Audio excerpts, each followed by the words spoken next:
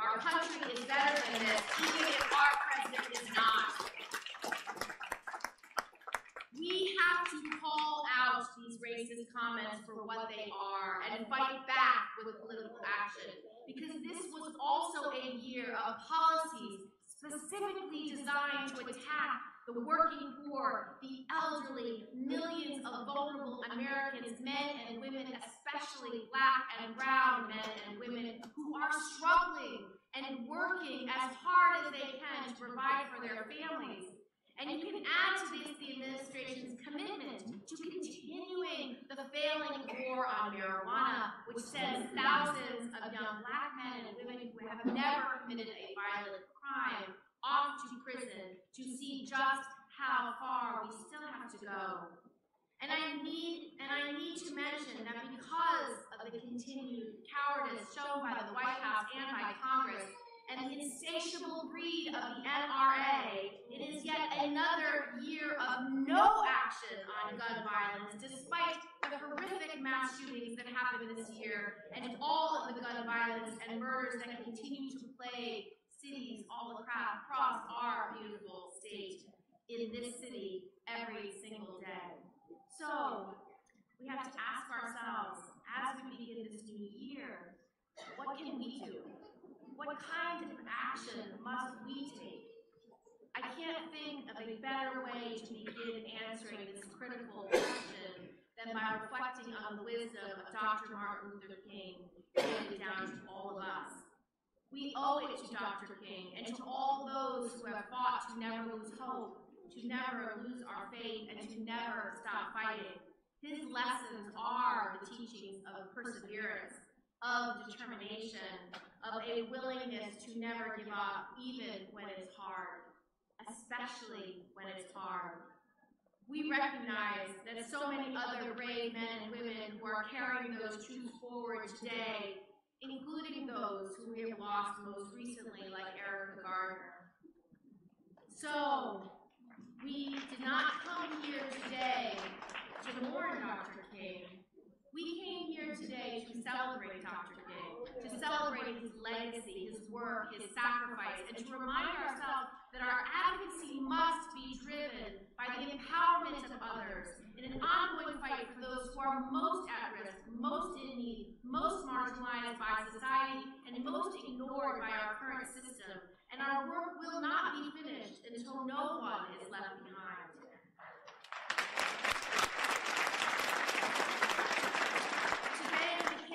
Remind ourselves that we are all brothers and sisters in this struggle for equality and justice, regardless of our race, our religion, our cultural identity, our individual passions, because truly an injustice against one of us is an injustice against all of us. There is a quote by Dr. King that actually guides us and tells us what to do in a time like this. He says, quote, "Our lives begin to end the day we become silent about the things that matter." And that's what all of you have been doing. Since the very first day of this presidency, you have stood up. You have spoken out. You have marched. You have pushed back. And you have not given up. You have not given one each. And as a senator, and as an American, and as a person of faith, it is inspiring to watch all of you turn those words into action. And as we continue to resist, as we continue to fight back, how can we be even more effective? For me, I often turn to scriptures to help ground me. In a dark moment like this, there is some guidance, and some I see right out of Ephesians. Now, Ephesians talks about fighting against evil and what to do when evil comes, even in the highest places in the land. And the book tells us to put on the full armor of God. The Bible says, put on the full armor of God so that when you take your stand against the devil's schemes, because for our struggle is not against the flesh and blood, but against the rulers, against the authorities, against the powers of the dark world, and against the spiritual forces of evil in the heavenly realms. Therefore, put on the full armor of God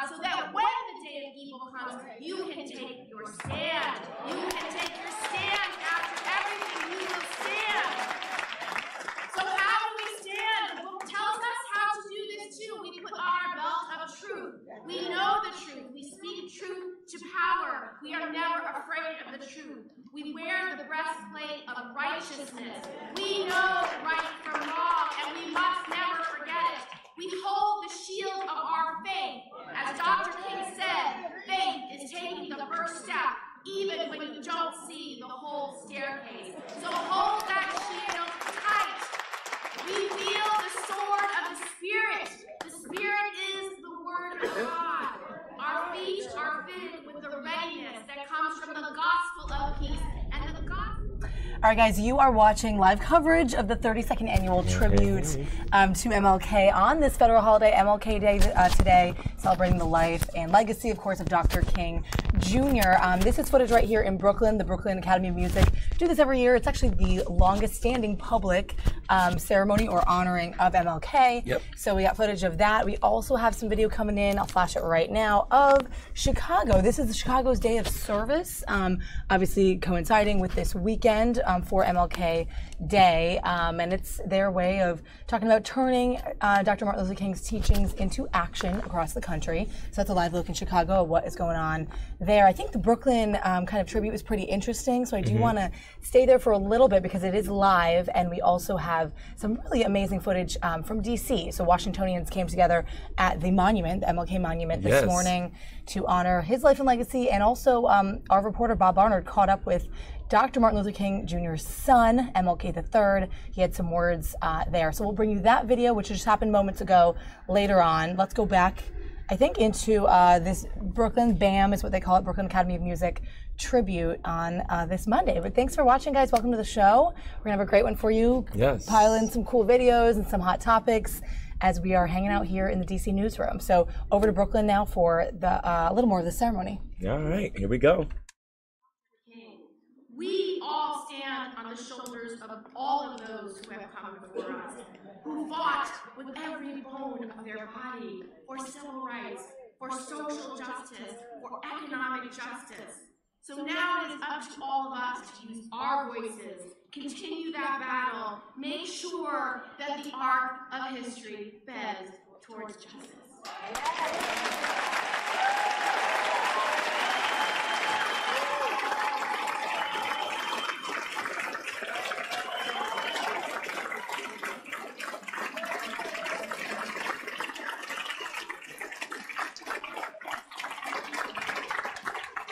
Come on, give it up for Pastor Gillibrand.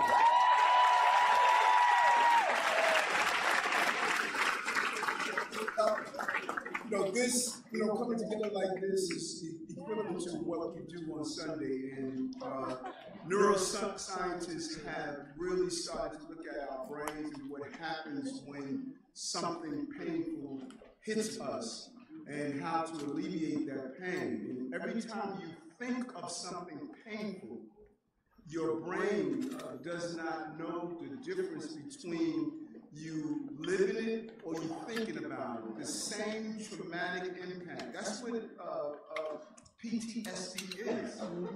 It is the constant reliving of the pain. Your body goes through the same destructive behavior when you think about something that happens to you. So you have to alleviate that by having moments of reflection, moments of hearing great comments.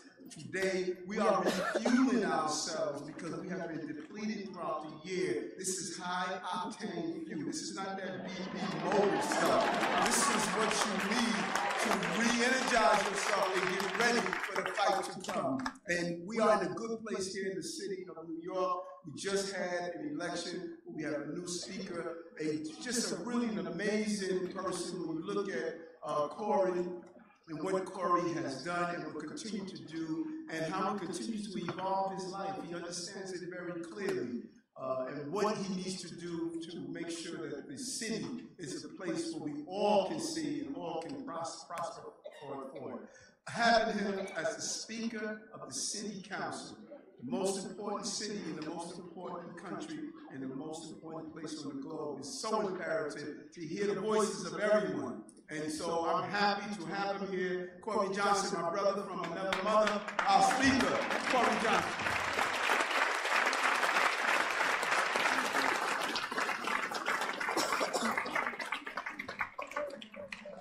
Good morning. Good morning. It is great to be in Brooklyn, the county of kings, and there are plenty of queens in Brooklyn as well. Thank you to your great borough president, Eric Adams. I know that Senator Schumer was here. It is not fun to follow Senator Gillibrand after she was preaching up here this morning. And one of my dearest friends, and I am so proud that one of my first acts as Speaker was to appoint your councilwoman, my sister, Lori Cumba, to be Majority Leader of the New York City Council. I want to thank Brooklyn District Attorney Eric Gonzalez, Katie Clark, the President of BAM. So I want to thank you all for being here today. And as all the speakers have said, we are here today to celebrate the life, legacy, and service of an extraordinary man. A man who believed in equality, who believed in justice, and who believed in peace.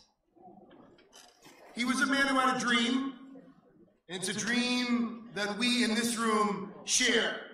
And it is a dream that we in this city hold dear. Reverend Dr. Martin Luther King Jr. knew that we were strongest as a society when we were united. That when we move forward together, when we lift up one another, when we work together, we can accomplish incredible things. And his unflinching resolve to achieve equality for all Americans has left a lasting impression on our nation. What he accomplished was incredible, of course. The civil rights movement shook this country to its core, forcing society to look within itself and root out systematic prejudice, inequality, and racism that festered. Sounds like we're back at one of those moments. Yeah. To root out systematic prejudice, inequality, and racism. Because it is still there, it is still here, and it is important to acknowledge that and to confront it.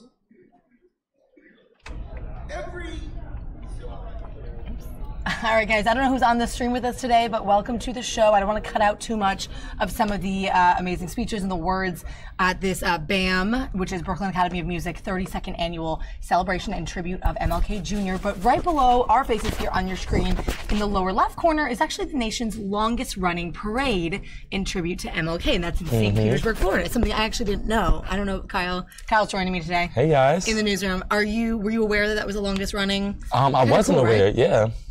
Definitely cool, and definitely, seeing them honor Martin Luther King, especially on this day, is beautiful as well. Yeah. And it's a parade that's, that's extended maximum hours of the celebration of, the work he's done for all of us. Mm-hmm. It's worth it. It's deserving. It's worth being out there, even though it's cold, seeing everybody out there, just celebrating it. It's amazing. Yeah, really interesting too. Of course, we're celebrating MLK in the 50th anniversary year of his death in 1968. So kind of just that correlation is interesting to kind of ruminate on as we kind of watch and cover the various celebrations and the honoring across the nation. So we'll kind of bring you in whatever feeds we have coming in. We also have some taped stuff from this morning right here in Washington, D.C. at the Martin Luther King Memorial. Have you been to that statue? Oh, I actually have. And so beautiful. Going there, you get chills. This, definitely seen the memorial. It's really, really, really tall.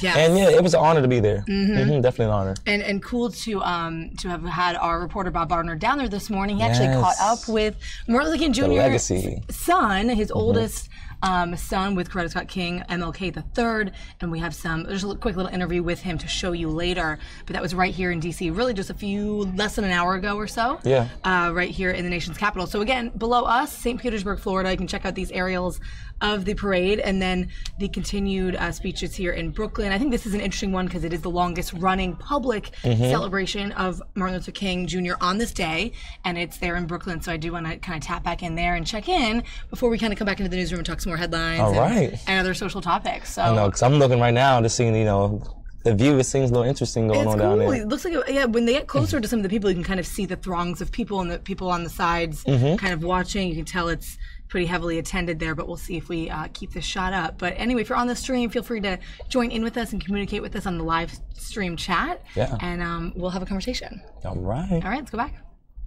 King was about empowering people. Dr. King was about moving the masses. Dr. King was about giving people hope. He said, of course, and I'm sure you've heard this quote, on December 18, 1963, he said, "I say very honestly that I never intend to become adjusted to segregation and discrimination. I say that in this moment, very honestly, that I do not intend to get used to what's going on in Washington, D.C. And each one of you should not get used to what's happening in Washington, D.C. Now, do we live in scary, perilous times? Yes. Do we have a crazy, racist man in the White House? Yes, we do. He is nuts. We're just going to tell the truth today. Dr. King was about truth. But as nuts as he is, as scary as these times are, we do not have water hoses and dogs. It's about perspective. And it's about not being lulled into a false sense of security, because it may not be as outwardly violent as it was then. It is inwardly violent right now.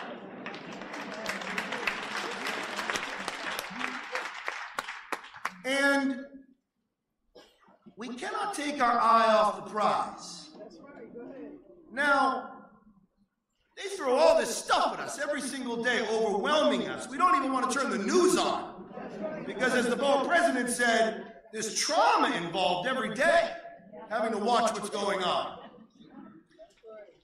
But there is still a lot to do here in New York City. Last night, 62,000 people sleeping in a homeless shelter. 62,000. 25,000 of whom are children under the age of 16 years old. That's not the city that we want to live in. Almost a third of New Yorkers, a little less than 3 million, are living at or below the poverty line. So, of course we're going to fight back what's happening in Washington. Of course we're going to push back and be part of the resistance and be united and get to the streets, of course. But there is still stuff to do here at home in New York City. There is stuff to do here in Brooklyn, New York. And each one of us has the responsibility to be an active participant in our democracy. Now, how many people here, a little more than a year ago, when we woke up the day after the presidential election, felt sick to their stomachs? Now, most people here did. And I don't say this to shame anyone, because I felt the same way. How many people here felt like they could have done a little bit more? A little bit more. A healthy democracy requires activist participants. A healthy democracy requires individuals to get involved. Now, I don't say this again because some people have busy lives, have children, have work, have 2 or 3 jobs, have things to deal with. But you still have to get involved. Our country, the future of our country depends on it. The future of our children depend on it. And the hard-fought wins that Dr. King and James Baldwin and Rosa Parks and Ella Fitzgerald and Bayard Rustin, those hard-fought wins are being chipped away at right now. Chipped away at. And so it is incumbent upon us, now more than ever, to be activist participants in our democracy. To stand up, to be counted, and to really strive for a more perfect union and a more perfect New York City. I want to end with this. Don't hold it against me. I'm not from New York City. I grew up about 25 miles north of Boston. Don't hold that against me either. And I grew up in a working class family. My mother was my lunch lady. My father was a Pepsi truck driver, a teamster. We grew up in public housing. And the town that I grew up in was a fairly wealthy town. There were 12 units of public housing. And when I was in high school, it may not look like it now, but I was a good athlete. I was a football player. The ball president better watch out, I'm going to tackle him on this stage. And my junior year in high school, I was elected captain of the football team. And when I was elected, it was the only time I'd ever seen my father cry. About 6 months later, I came out at school. This was in 1999. And when I came out in school, 1,500 kids, I was the only openly gay student. And I was captain of the football team.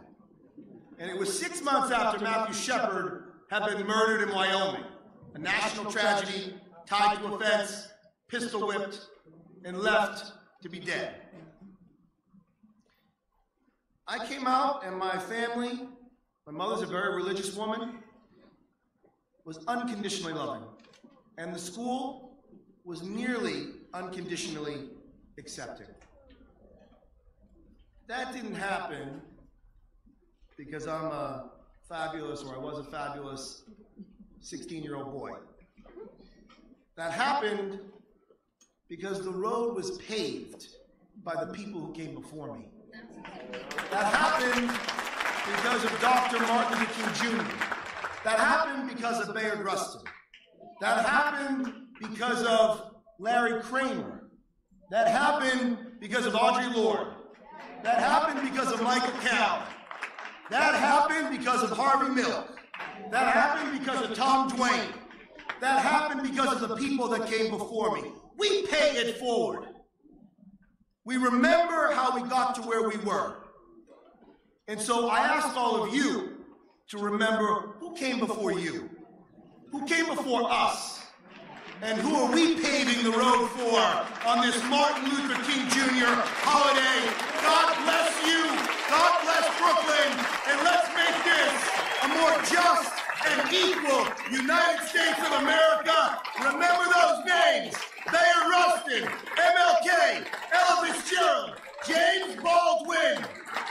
And let's live up to their spirit and their promise for America. Thank you very much.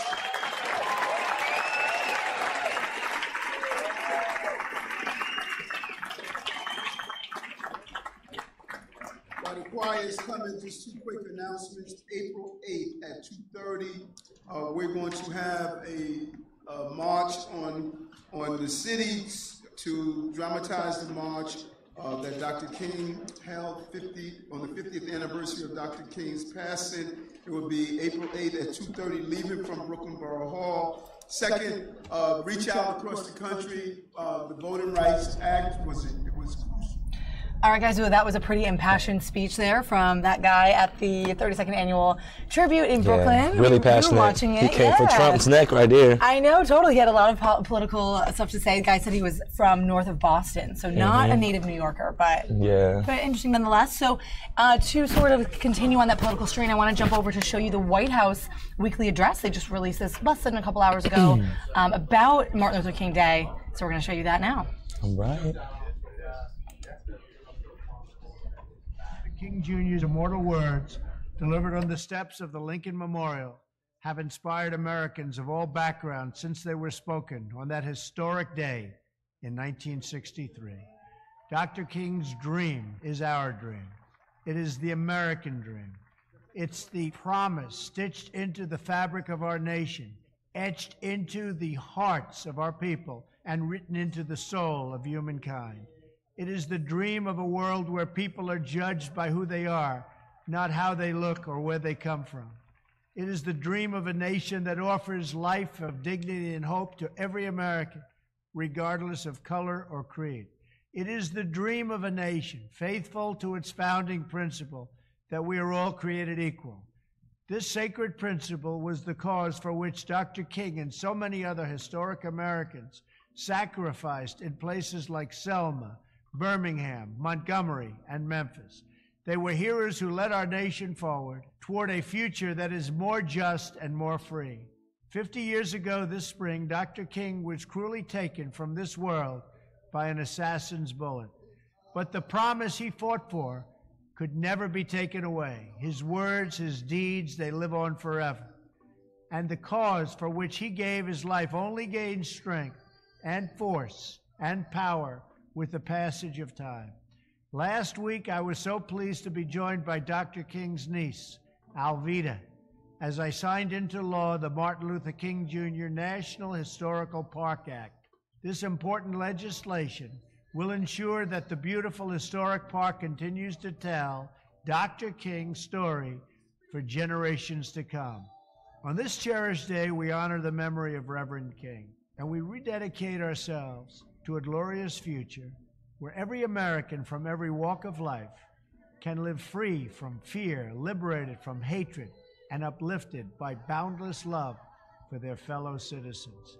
I ask every citizen to join me in remembering this great American hero and to carry on his legacy of justice, equality, and freedom. God bless the memory of Reverend King, and God bless the United States of America.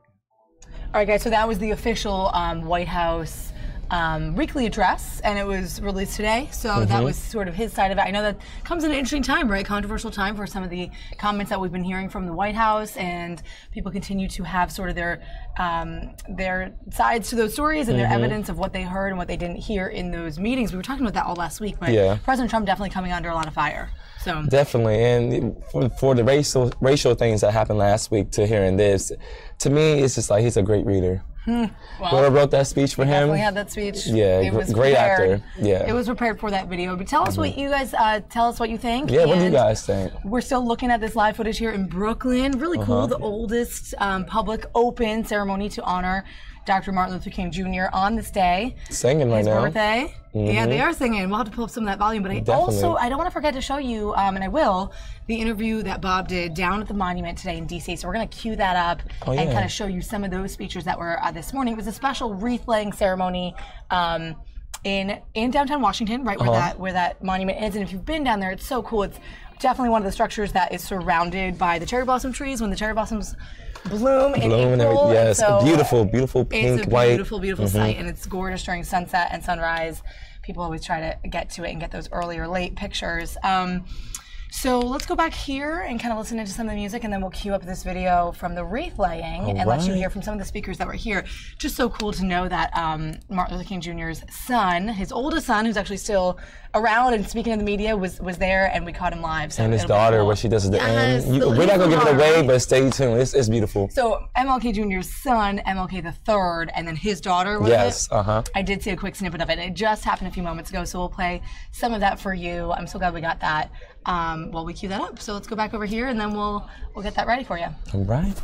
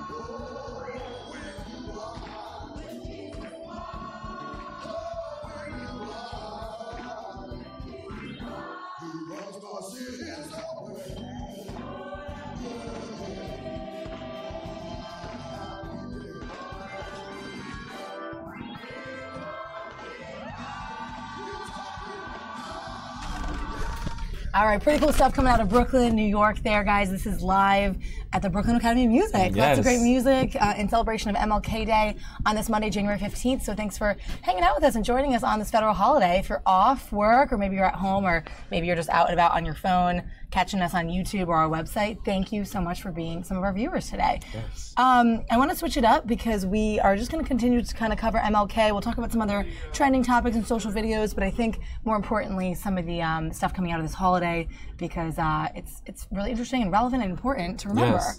So I'm going to cue up this video from downtown at the Monument this morning. So gorgeous. I'm already looking at the shot, and we'll hear from some speakers down there. All right. Cool.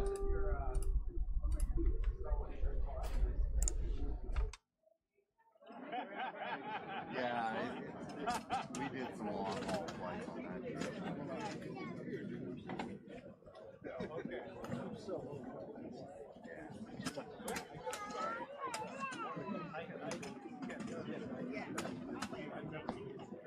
Right.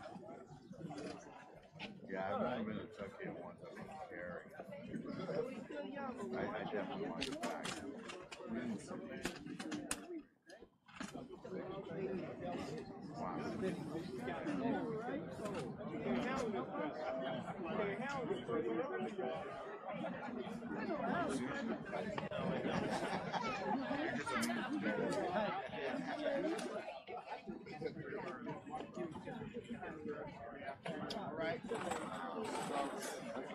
Yeah, you're probably saying that. I think it's pretty much the same hotel. Good morning. May you please take your seats? My name is Eugene Scott, and I am honored to be emceeing today's ceremony for you all, and just glad that you all have taken time out of your day and your schedule to gather to celebrate such an important legacy of such an iconic human being in the history of our country and this world as a whole. Would you please give another warm round of applause for the wonderful and delightful singing of the People's Community Baptist Church Men's Choir. So my promise to all of you is that we are going to have a short but meaningful day of reflection and service so that you all may continue on to complete your day of service on this King holiday. Maybe in the heat for some of you all, but outside as well. For our invocation this morning, please welcome Reverend Dr. Lloyd T. McGriff. He's the senior pastor of Galilee Baptist Church, and he will be followed then by another song from our choir.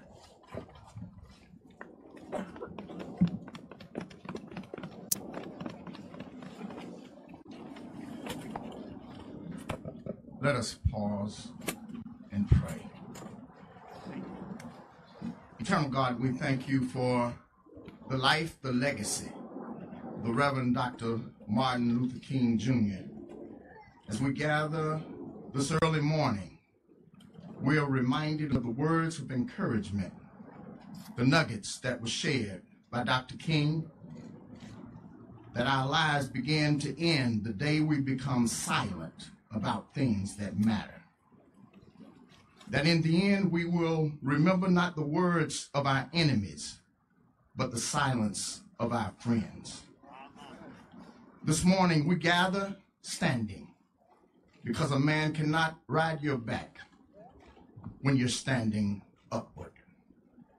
Bless every presenter, every word, every thought, every idea that is shared this morning, that we leave this place encouraged and determined. Ain't gonna let nobody turn me around. I'm marching on the upward way. New heights I'm gaining every day. Still praying as I onward bound. Lord, plant my feet on higher ground. Higher ground. That's what we strive for. Higher ground. Blessed, and we shall be better. Touch, and a change has to come. In thy name we do pray.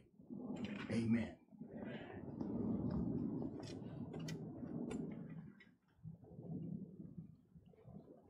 Thank you, Reverend McGriff.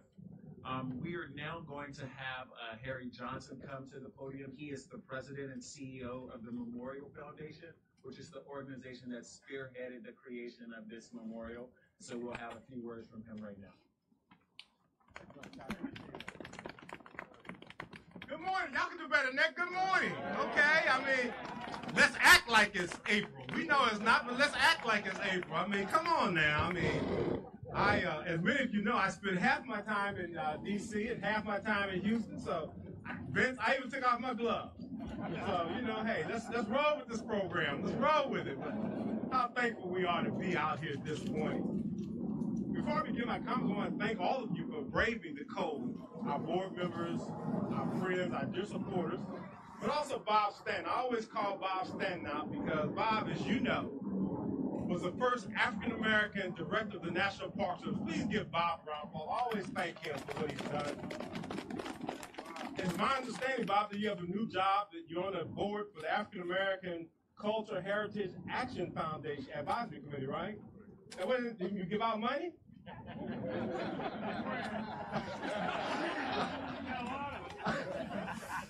We at the Memorial Foundation are friends. Number one. Our friends, thank you. Let me just tell you how blessed we are to be out here today. Can you imagine, Ray Dempsey, that here we are 50 years past the assassination of Dr. King. And quite simply what that means, Mr. Secretary, is that 2 generations of Americans did not know anything about Dr. King other than what they read about in the history book. So we thank you, Mr. Secretary, for having the foresight to continue funding for this memorial, keeping it up, for people to come out on days like this to honor Dr. King. But for this memorial being here, this is a place, a sacred place where we honor the memory of Dr. King on a day like today. I wish it were April. I wish it were March, June, but today is a special day as we celebrate and honor the legacy of Dr. King. Let us continue to think about what the themes of this memorial stand for. They stand for justice, hope, democracy, and love. In these times in which we live, we need Dr. King's theme and Dr. King's thoughts more than ever. Justice, Mr. Ray, democracy, all of us, hope for many of us, and love for the great majority. Thank you all for coming out. I appreciate you coming out. I want to now bring up my chairman of the board, Mr. Guy Vickers. Guy Vickers is the president of the PVH Foundation. He's a little under the weather, but Guy and Tommy Hilfiger and PVH supported us from day one. I say this all the time, and I always have to keep reminding you all that I think Tommy Hilfiger and PVH are into us now for about $7.5 million. Now, we're not getting that now, but I mean, they stepped up along with other folks. So please welcome Guy Vickers, president of the PVH Foundation, our chairman. Good morning. Good morning. Let me try it one more time. Good morning. Good morning. I'm happy to be here with you today, and please forgive me. I'm fighting a little cold, but it's another year of celebration and reflection, and I look forward to coming here every year for this most special occasion. I wanted to just take a moment and recognize my son, Guy. He's the big guy, I'm little guy, my 10-year-old. And my wife is back at the hotel. She had a little accident and she's on crutches, so she couldn't come today. So she's very disappointed, but her spirit is here with us today. I want to just take a quick moment to thank the Memorial Foundation board. We're small, but we're mighty, and I definitely want to recognize Michael Bennett, who's here, Chris Darling, is Chris here? Is Kip Benson here? Okay. The board are special. They've been committed and they've been involved for a long time. I also want to take a quick moment, Harry, because last year I did not do it and I couldn't forgive myself. I want to acknowledge the memorial staff. They do a tremendous job and they keep things going, and I just want to let them know that we value and appreciate them. We at the PBH Corporation, we strongly believe in diversity, equality, and service. We support this cause not just because we think it's the right thing to do, because we know it is. It's in our DNA to be involved in meaningful projects. We fund things from Save the Children, which is our global partner, to autism, to Ronald McDonald House, and a number of other projects all around the globe. All 35,000 employees are really committed to serving and giving back, and to me, it's just a great place to work when you have people like that. I may be wrong, and Harry did mention that 7.5, but Harry, I think it's really more towards the 8 and pushing $1 million, and we're gonna keep it going. We're gonna keep it going. As we come upon 50 years since the untimely death of Dr. King, it's more important than ever before, as Harry mentioned, that we keep the dream alive and that we celebrate the man of peace. At the PBH Foundation, we continue to support the Memorial Foundation, and we want to make sure that Dr. King's legacy of justice, hope, and democracy and love continues on forever. Please enjoy our short program, and God bless all of you. Thank you very much.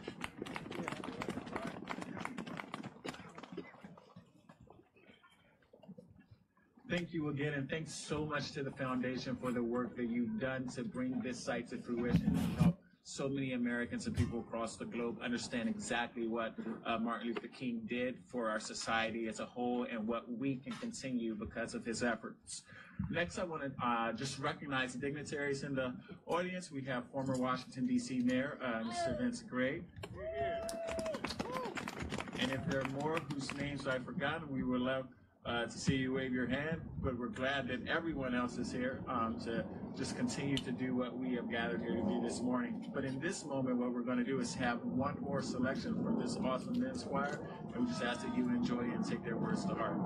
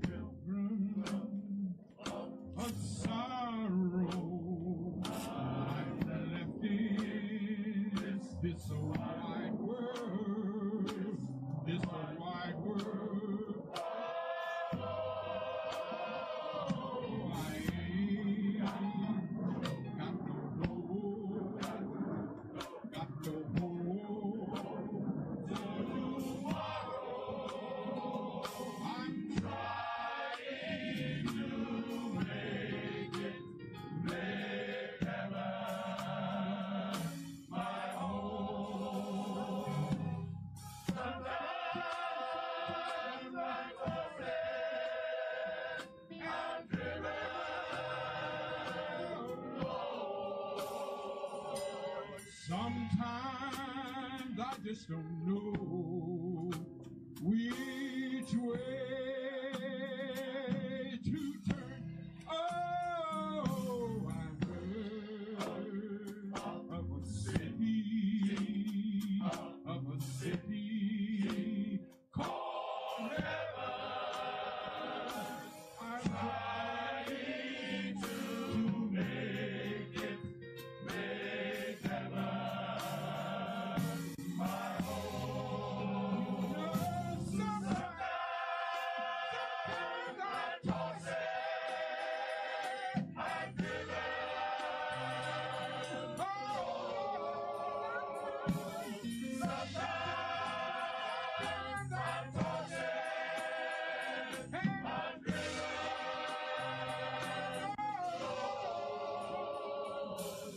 Sometimes I just don't know which way to turn.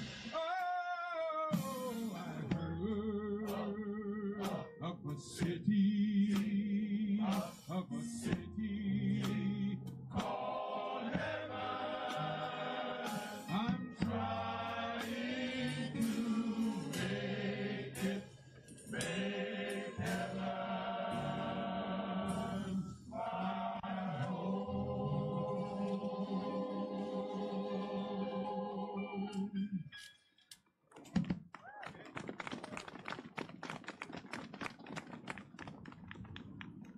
Thank you, gentlemen, so much.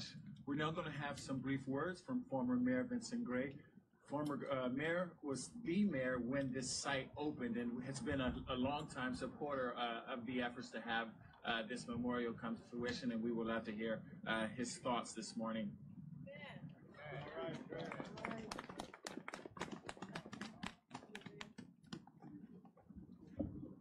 Good morning, everyone. Good morning. It really is April out here, isn't it? You know, I want to first of all welcome all of you to the once again the celebration of the birthday of Dr. Martin Luther King Jr. I want to thank Harry Johnson also, who did such a fantastic job to be able to see that we are here today, be able to celebrate this fantastic memorial, this fantastic symbol of what Dr. King lived for. It's already been said that he lived for democracy, he lived for justice, hope, and love. And Dr. King's words ring so true today as we stand here in celebration of his birthday. So I am delighted to be here. I well remember the opening. I was here for the celebration of that. I'll never forget when the SUV. So guys, if you are just joining us on the stream, welcome. I'm here with Kyle in the newsroom. We're showing you kind of some tweets alongside this ceremony that was earlier this morning. So tweets from recent leaders, of course, in our presidential history, Bill Clinton, Barack Obama. We're going to find some more on what they had to say about today, celebrating Dr. Martin Luther King Jr. And then right here, this is video, again, from earlier, pre-taped, but former mayor of District of Columbia, Vincent Gray. He was mayor for one term from 2011 to 2015. So these are his words about this ceremony, and then we'll go on to hear from a few more, and then we'll fast forward to Bob's interview because I really want to get to that. He was able to interview Martin Luther King Jr.'s son, Martin Luther King III, and his daughter was there too. We have a little clip from that. If we can grab Bob in the newsroom, we'll grab him. Go ahead and talk to him. I know he usually does these shoots and then kind of comes back, and if we see him running around, we'll snag him and see what he had to say about it. But we'll continue to watch the ceremony, the wreath laying at the monument earlier this morning. You can see it's a brisk, cold day out there. Just like guys said previously, before we're gonna go ahead and just let this shine and go ahead and just act like it's April. Yeah. Totally, yeah. All right, well, let's hear from some more of these guys. I'm not sure how many more come up, but a couple. Yeah, let's hear from this, and then we'll come back into the newsroom and we'll see if we can find Bob. But we want to show you that video from earlier. So if you have any thoughts or comments, feel free to chat with us, and we'll be here. All right, we'll be right back. Okay. It is my honor to introduce Director Christopher Wray. He is a native of New York City, attending undergrad and obtaining his law degree from Yale University. Director Wray returns to government service after a successful legal career in Atlanta, Georgia. Prior to that, he served in numerous capacities within the Department of Justice, as Assistant U.S. Attorney in the Northern District of Georgia, and also as the Assistant Attorney General for the Criminal Division under President George W. Bush. I had the honor of meeting Director Wray when he came to visit my employees in Houston shortly after Hurricane Harvey. And when understanding that he was a fan of the New York Mets, I proudly presented him with a Houston Astros baseball cap. So it is a great pleasure to introduce to you the 8th Director of the FBI, Christopher Wray.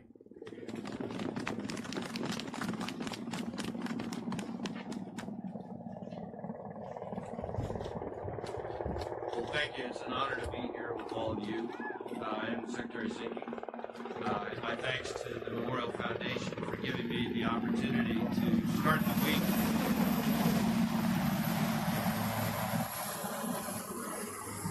In such an inspiring setting, one that means so much to so many people. As has been said, Dr. King was assassinated nearly 50 years ago, and yet his words, his sense of inclusiveness, his ideals for who we could be as a people live on. That is a remarkable legacy, but it's a living legacy. It's not static, it's not self-fulfilling, and it takes work. And there are a few words that Dr. King has said that you haven't heard before. Many of you know them by heart, but they bear repeating time and again because they were so important then and they remain so important today. And on this day, at our time in history, I find one of his quotes especially relevant. We are caught in an inescapable network of mutuality, tied in a single garment of destiny. Whatever affects one directly affects all indirectly. Dr. King understood that no man is an island and that we rise and fall together. Violent crime in one neighborhood hurts all of us. Lack of equal opportunity holds all of us down. Discrimination against one person harms the whole community. And hate against one becomes hate against all. In the FBI, our mission is simple but profound: to protect the American people and uphold the Constitution. We've got to abide by the rule of law in everything we do and our core values in everything we do. We have to follow the facts independently wherever they may lead, and we have to do the right thing, but to do the right thing in the right way. Protecting civil rights and preserving civil liberties are at the heart of everything we do, in every investigation, in every office across the country and around the world. And we in the FBI are charged with bending the arc of the moral universe towards justice wherever and whenever we can. But our responsibility doesn't end there. We have to do our part to ensure fairness and equality. We have to foster diversity in our own ranks to better reflect the communities that we serve. We need to understand why there may be a lack of trust in law enforcement in some communities. Communities that may not believe law enforcement has their best interests at heart based on history and experience. That's something we've got to understand. It's something we've got to change. And that's not just the right thing for law enforcement to do, it's the smart thing. We cannot do our job of protecting the American people without earning the support, the cooperation, and the help of all of our communities. At the FBI, we recognize that our own history has not come without significant missteps, but we take those mistakes and we learn from them. And that's one of the reasons that we're requiring every new analyst and agent in training to take a course specifically dedicated to the FBI's interactions with Dr. King. It's why we have all of them visit this memorial, to build that understanding, to understand how we can do better at our jobs and be closer to being the best that we can be. We have to keep strengthening that fabric that ties us all together in what Dr. King called that single garment of destiny. The days of the civil rights era were often dark and defeating days, but good people kept marching. They kept protesting for what they believed, for the potential that they knew that we possessed as a nation. Dr. King and leaders and activists and ordinary citizens who stood with him kept marching because they were filled with hope and they were motivated by faith. They knew that what they were marching towards was right. They knew what they were marching for was necessary. And with every step they took, their faith continued to grow because they knew they were coming closer to changing the world. As has been said, I've spent much of my adult life in Atlanta. I'm still a Mets fan. This is a source of some controversy with my wife, who's a diehard Atlanta fan. But as one of my fellow Atlantans, John Lewis, once said, faith has the power to make a way out of no way. You may be in your darkest hour. It may be darker than 10,000 nights on your path to lasting change, but there is something in you that keeps you moving, feeling your way through the night until you can see a glimmer of light. That is the power of faith. We have made progress as a nation over the past 50 years, but it isn't enough. We still haven't reached that mountaintop that Dr. King so eloquently referenced in his final speech. We still have bridges to cross. We still confront racism. We still confront discrimination. We still confront inequality. And we will only continue to make progress if we keep marching forward together, mindful of our history, but hopeful for our future, filled with the faith that we are fighting for the common good and that we will one day reach that mountaintop together. At the FBI, we're proud to stand alongside you, fighting for what is right, fighting to protect people. All right, y'all. So that is the ceremony from earlier this morning in D.C. We're going to come back to that in a little bit. You heard the child saying, I did. There's kids there. It was freezing out there this morning. But hey, I see Mayor Bill de Blasio in New York. He's live at the Brooklyn Academy of Music. Once again, the oldest public ceremony for Martin Luther King tribute, 32nd annual. So let's go over there and we'll kind of pause on this, come back to that interview that we did want to show you with Martin Luther King III. Looks like he's just finishing up here anyway. And we'll switch it over to the mayor of New York and then we'll go from there. All right. Cool. On this MLK Day, guys, thank you for joining us inside the newsroom. We're hanging out here on this federal holiday, really just focusing on honoring Dr. King and his legacy. I'm reading all the Instagram, everyone's quoting him, and celebrities are posting their pictures. Definitely. Paying homage. Paying homage, and even on our Instagram, if you're following us, guys, Fox 5 DC, we're asking you to comment with your favorite quotation that has meant something to you from MLK himself. Yep. So feel free to do that. Feel free to chat with us on the stream. Let's go over to Mayor de Blasio. All right, see you guys. Did with so many others, so many names that are famous and so many we'll never know. They did it town by town, city by city, neighborhood by neighborhood, against odds we can only imagine today.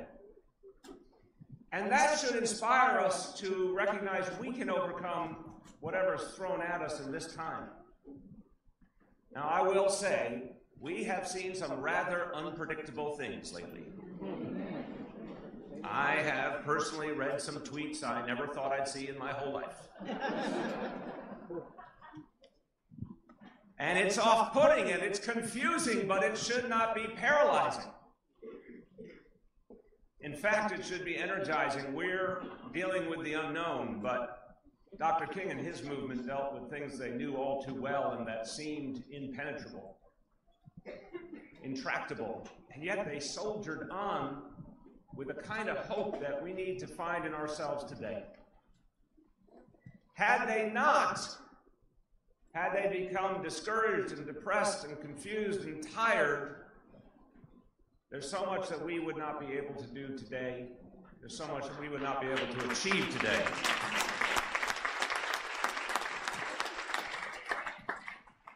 So let's celebrate their strength amidst the storm. Let's celebrate their perseverance. Let's recognize that we can touch that positive current of history and it can help us right now. Let's try and live in Dr. King's image every day because, in fact, remember, Dr. King did not say, elect a great president, the president will take care of your problems. He did not say, pass a single law and that law will solve all of your challenges. Dr. King believed in building a movement from the grassroots and letting it grow and grow and grow to change our society to its core.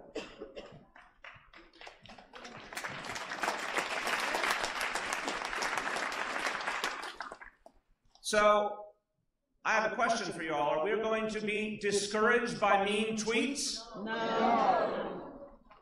Are we going to be set back every time something stupid happens in Washington, D.C.? If they pass an unjust law in the Congress, are we going to give up? No. Our job is to fight back. Our job is to fight back. Are you ready to fight back? All right, you're waking up now. I like that. So I'm now going to give you the encouragement. Were the greatest, largest demonstrations in the history of this country, were they back in that seemingly golden age of protest in the 60s? No. The largest, the most pervasive demonstration, millions upon millions of people all over this country, it happened January 21st, 2017, all over America.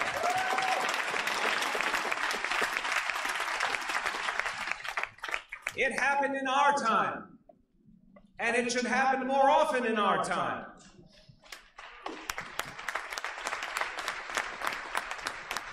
Dr. King and his movement built, when they had so few resources and were up against so much, what he would have given to be organizing in the digital age. But we get to organize in the digital age. That's what we receive as our gift. I'll give you two more examples to give you encouragement. One right here in this city and one far away. I'm going to give you an example. NYCHA's good too. Here in this city, there was a movement about 5 years ago up against what seemed to be impossible odds. And if you listen to the voices of the status quo, there was no room for change. There was no possibility. People in this city said they were sick and tired of a broken and unconstitutional policy of stop and frisk. And they stood up and they fought against it. And it started at the grassroots. And the grassroots changed the dialogue in the city, and that led to change at the highest levels of our government. And today in New York City, we have ended that broken policy. We have instituted a policy of neighborhood policing, and guess what? Because we got fairer, we are the safest big city in America.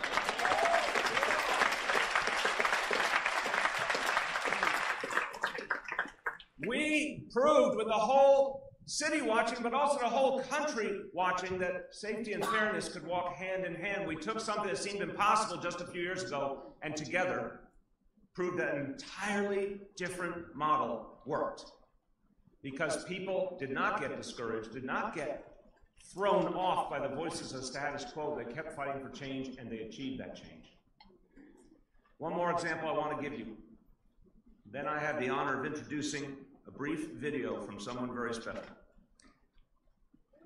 You know, if I were to say to you that in this time in our history, you could change things in any state, no matter how troubled that state was, that no matter how painful the political reality was, no matter how much people were being disenfranchised, you could still make change. If I said you could do it anywhere, you'd say, wait a minute, Bill, that's too optimistic.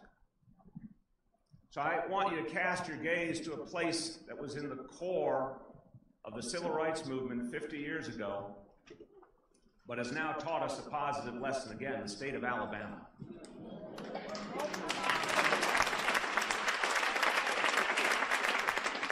If you want encouragement, look to Alabama. Maybe a phrase you were not expecting to hear earlier this year, but I'm going to say it to you, or earlier last year, I'm going to say it to you. Because it was not just that there was a repulsive candidate of one party. It was that people organized and believed in something and wanted to make a change in their state.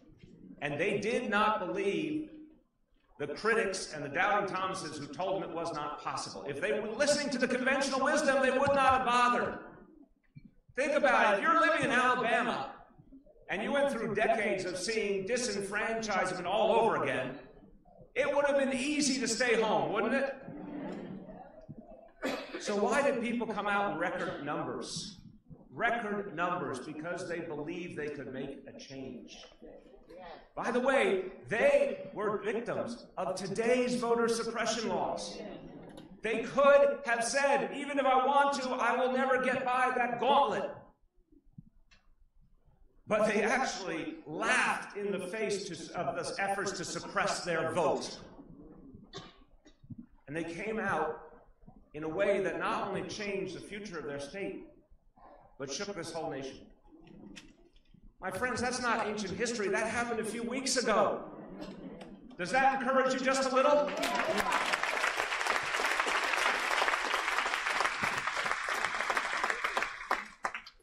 So I conclude with a simple point. You'll hear that song today, and I'm sure you'll hear it many other times. We shall overcome again. It's not nostalgia. It is a message from those who came before us, lighting the way for us in our time.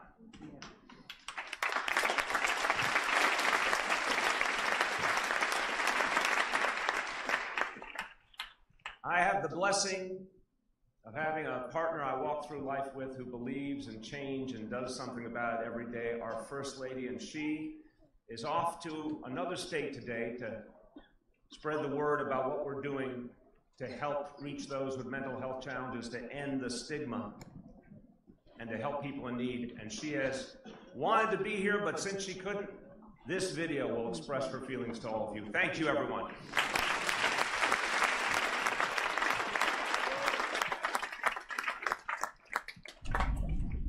All right, so now I think they're going to be showing a video. We'll kind of check in here for a little bit. Yeah. But nice statement there, nice speech by Mayor Bill de Blasio, of course, always touting the safety of New York City and what they're doing there as a city, and also honoring Dr. King. So let's check into the video. Yeah, let's go ahead. Declare Dr. King an honorary New Yorker while presenting him with the Medallion of Honor of the City of New York. And he said, "This is not your city of residence, Dr. King, but it is your city, nevertheless." I believe Dr. King's life and work has touched New Yorkers so deeply because we know we have the potential to realize his vision. New York is a city of dreamers and strivers, of people who come from different parts of the world and all different walks of life. And we live and work, learn and pray, laugh and cry alongside each other. It is not a coincidence that many of the most consequential social justice movements in our country's history have rooted and bloomed right here. And now, in the face of appalling decisions by our national leaders to sabotage people's health care, to intensify inequality, to attack the most vulnerable among us, it is fitting and essential that New York City shows our country a better way forward. That means first leading by example. My husband and I, and everyone in the de Blasio administration, work hard every day to address the root causes of inequality. We have expanded pre-K for all families. We are bringing mental health services to the communities that need them most. We are standing up for those who are marginalized. And we must go beyond leading by example. If we are to truly live up to Dr. King's legacy, we must organize, organize, organize for tangible results. He showed the nation that when people unite, we can achieve the impossible. So get involved and be prepared to stand up and speak out for your neighbors, for Salvadorians and Haitians, and anyone in our immigrant communities, for the Puerto Ricans who have taken shelter here, and for those still left without power and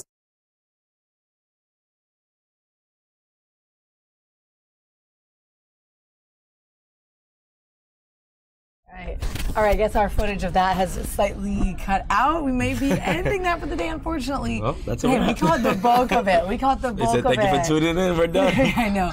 I'm really glad you guys get to join us on that. Pretty cool, really, to see this long-standing, really the longest one in our nation, public ceremony in honor of MLK.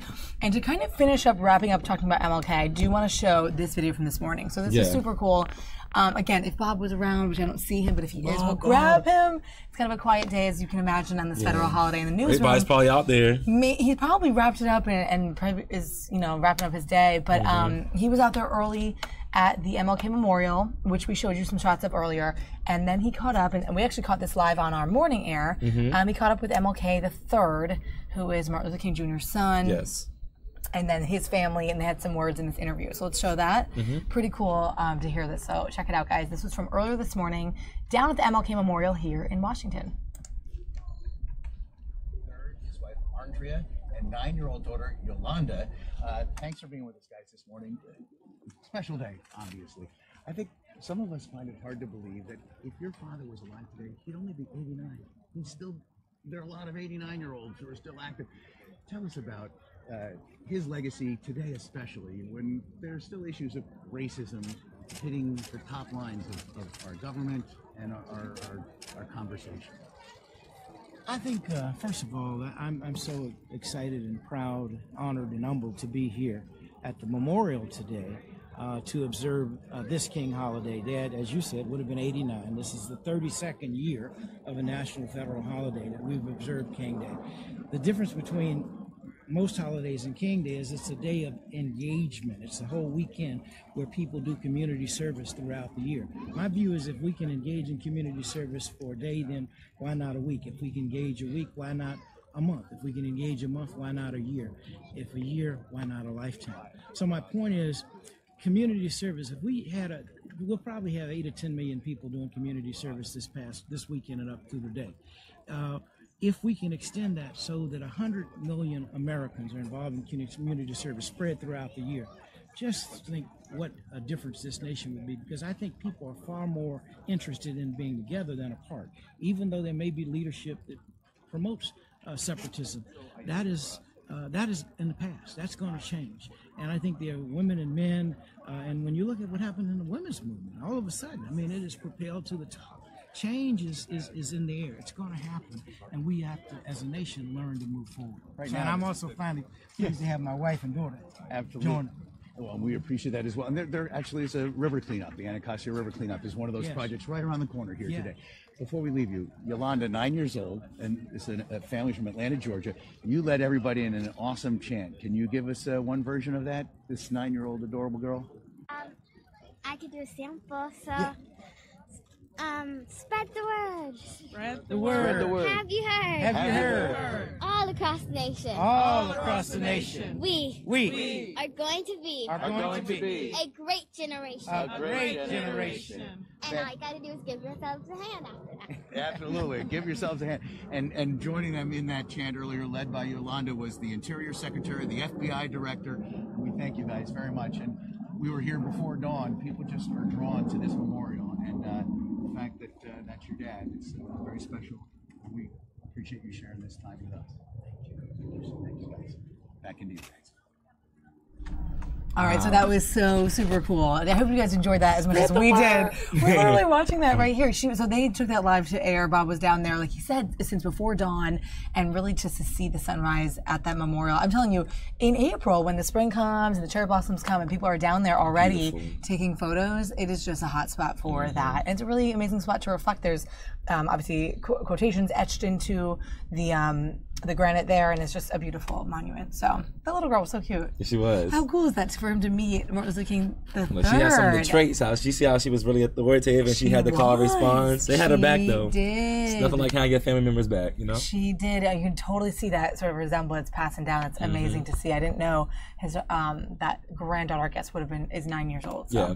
Pretty cool. You guys, hope you're enjoying our coverage. I know we're doing a lot of jumping around to the different ceremonies. What else we got going on in the newsroom? We're talking a couple other hot topics, right? Yes. We might as well get into the sports. All right, we got to get into this. So, you guys, I don't know if you guys were like me, but I spent the weekend in football overload. I mean, this was definitely the moment. This was the game of yesterday. I mean, we don't have to go on a huge talk about football, but what a weekend it was for playoff football. The Vikings game, Saints games was really a cap on all of it. Definitely. Wow, look at that. I'm just watching this footage now, but really the coolest part is the last game-winning touchdown caught by Stephon Diggs, who's a local boy, number 14 on the Vikings from only Maryland, originally went to University of Maryland. Yes. Spoke with his coach this morning. His coach spoke on Good Day DC this morning, which was so cool to hear from. Did you catch some of that interview? Well, coach or mentor, part of the group he was in, it was actually good. He said he was definitely proud and glad that he decided to stay in Maryland because he had a lot of offers. You know, he was number 2 in the nation, in the country. So he's glad he stayed in Maryland, and thought it was really beneficial for him. And look at him now. Yeah, absolutely. It was really cool to see. So the final play, I think, is coming up in this video. There's a few minutes to this, but just some good highlights from the Saints-Vikings games, which I think was one of the most exciting ones this weekend. It might have been, I know a lot of people were saying it was one of the most exciting of all time for the playoffs. Yeah, definitely the play that highlighted. We're going to show that in a few minutes, but it was 23-24. Of course, the Saints were up and the Vikings were down. It was literally 7 seconds on the clock. Yeah. Stephon Diggs caught that game-winning touchdown, and the crazy. crowd went wild. It was really crazy to see it. Even Case Keenum, right? Yeah. The quarterback was like, I don't even know what happened. I can't even explain. And they were talking later in their post-game press conference, and they were both of the same mind, sort of like, what just happened? We don't even know. So their reaction was seemingly very genuine and humble, and it was cool to see that. Just right afterwards, when he quoted, he said, "Dang, this stuff feels good." Is that what he said? In the PG-13 version, but Okay, he said this is did. a really good feeling. I know he feels on top of the world right now. Totally. And He's young, it's too. making history. So if they do go to the Super Bowl is actually going to be at the Vikings In Stadium. So this will be the Minnesota. first time an NFL team will play a Super Bowl game at their home stadium. Yeah, so definitely. that will be amazing. A lot of people were saying that. They were like, we hope to see this because this would be the first time. This would be a history making game. 2018, making history. That would be really cool. I mean, I agree. That would be kind of cool. So we saw the Patriots win on Saturday. The Steelers fell on Sunday to Jacksonville. They were coming up. The Steelers were coming back, but they didn't. Yeah, we thought maybe they could hold on. A lot of analysis inside our newsroom. We have a lot of fans from all different places in the country. So one of our reporters went to the game, right? that's right. Steve Sheneby was at the Pittsburgh game, as he usually does. So it was kind of sad for him to see his team lose, but we respect him. We respect that game because it was really good. And there's Case Keenum right there in disbelief, really, with this last pass. I think this was it, right? Last play. Yeah, and he just goes for it. There it is, stays in bounds. There you go. Stephon Diggs from Maryland. There's several videos, even the live footage, even fans on the sidelines that have good footage of him actually catching and saying it's a memorable moment. And like his fans, I mean his players, just running up and giving him a hug and everything. It was just honestly, it was just really amazing. It really was. So interesting note too. We actually had on our morning show, we had a couple food segments, totally unrelated, but Carmine's, or rather. The first one, Legal Seafoods, the public relations woman, she's actually cousins with Drew Brees, quarterback of the Saints. So she was really down on the Saints with that close loss. I had a chance to talk to her a little bit. I said, do you go out the game? She said, well, I've watched all his games growing up, since she's so busy with her schedule now. She would always go to them. She tries to go to one each year. So I'm like, that's good. I'm sure they get good seats, good eats, and fun time with the family. Totally. Especially in New Orleans. I guess she has the connection down there. Originally, Drew Brees is from Austin, Texas, but anyway, she goes back because she has a connection, first cousins with him. So very cool to kind of meet her. Obviously sad to hear about her disappointment, as there was a lot of disappointment. She probably would have went to that Super Bowl game, I'm sure. Yes, definitely. I would have. It'll be cool. I mean, if you have the connect and you can do it, I'm going to take off for that in a second. Definitely. Oh, Ron, you're saying you missed the good games. Yeah, bummer if you missed this weekend's games because they were really nail biters. I thought it was such a weekend of football. I had a lot of fun with it. I mean, even if you're not a football fan, the playoffs are so high stakes and so interesting and fun. Yeah. We had a good time. I was out at a local spot watching with my Patriots crew on Saturday, and then I know a lot of us just dedicated time to the other games on Sunday as well. So we had a good time with that. There's a lot going on. You have the playoffs. You have the Super Bowl, you have Pro Day, Draft Day, a lot of things going on in the NFL. So the new rookies are coming in, got to do their thing. College students getting ready for Pro Day and Draft Day, and life will change from there. So we have some people around this area who are in the draft. So it'll be exciting to see people from this area, pursue their dream. It will be. And then the tables turn. It goes from winter to spring. We have spring training. We have baseball season starting up. I know a ton of people excited for even baseball, basketball. The Nats. I know. Really doesn't end, right? So. Hopefully you're interested in all that stuff. We got everything going on. Any sports fans, we're here. Get you the exclusive footage right here. I know. I was glad that we got that video in because that was just such a moment. Did anybody catch that? Let me know if you guys were watching that last night and you were just in disbelief. I know people on Twitter were blowing up. I'm stunned. I'm shocked. I can't believe that play. Definitely, Twitter was going crazy. And the coolest thing to see that Stephon Diggs is from around here. Yes. Went to Maryland. We talked to his coach. I just thought that was such a cool connection. It's always nice to see that. Yeah. So, all right, in other social news, totally changing gears. Let's go to this controversy, guys. This you hear about sparked a lot of attention. Celebrity. All right, we've been talking about the celebrity entertainment. We like to talk about the shows. Victoria Beckham, former Spice Girl, posted this, and she got a lot of backlash. This is her Instagram post advertising new frames from her Spring-Summer Collection 2018 eyewear, retro 1970s look, available on her website. It's her brand. But she got a lot of backlash because essentially this model is quite thin. Not by the glasses, but by the looks of the model. So I think there was some controversy. You will take this off so they can see. I mean, there's one, and then if we just rotate the picture, that's the other one. It's a close-up. It wasn't more of the close-up. It was more of the other picture of I guess it was showing. both, right? Yeah. It was kind of both, yeah. But to me, I mean, what do you guys think about this? This is another one of those sort of social media debated topics. Yeah.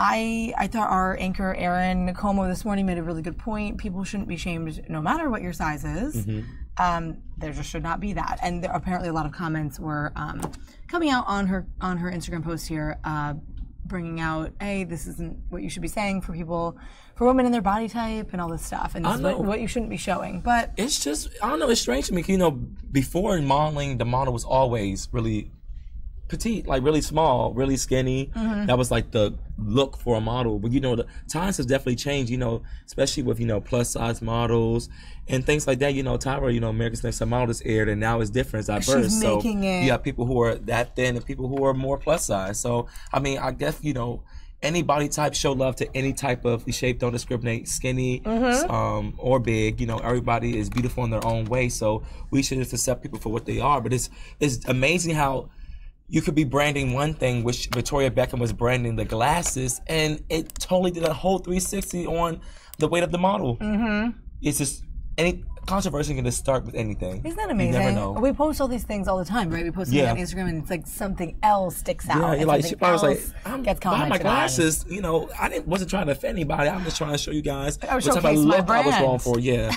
And some people talked about the baggy clothes on the skinny model, and I'm like, it was a look she was going for. I'm sure she did not try to offend anybody in no type of way. And you see someone responding, even on this kind of screenshot of it, or this, as you bring up Instagram, this is what it shows. But that person, Milton Beston, saying it's mean and disrespectful. I'm sure she's healthy. People just have different body types. Defending her look. And I heard in France, they said, why can't we be like France and ban underweight models? I mean, you never know. A lot of photos, excuse me, are edited. So That's they true. do, you know, configure the body, you know, adjust it to what the look they want. So, I mean, maybe this angles can make you look totally different. So maybe she does look really thin in this angle, but maybe she's not as skinny as we think she is. But of course, I mean, she's thin, but may not be as thin as the picture shows. Who knows? That's what I think too. And some of you guys are weighing in here saying, hey, some people just have a thin frame. That's what Pete says. Are you guys still talking sports?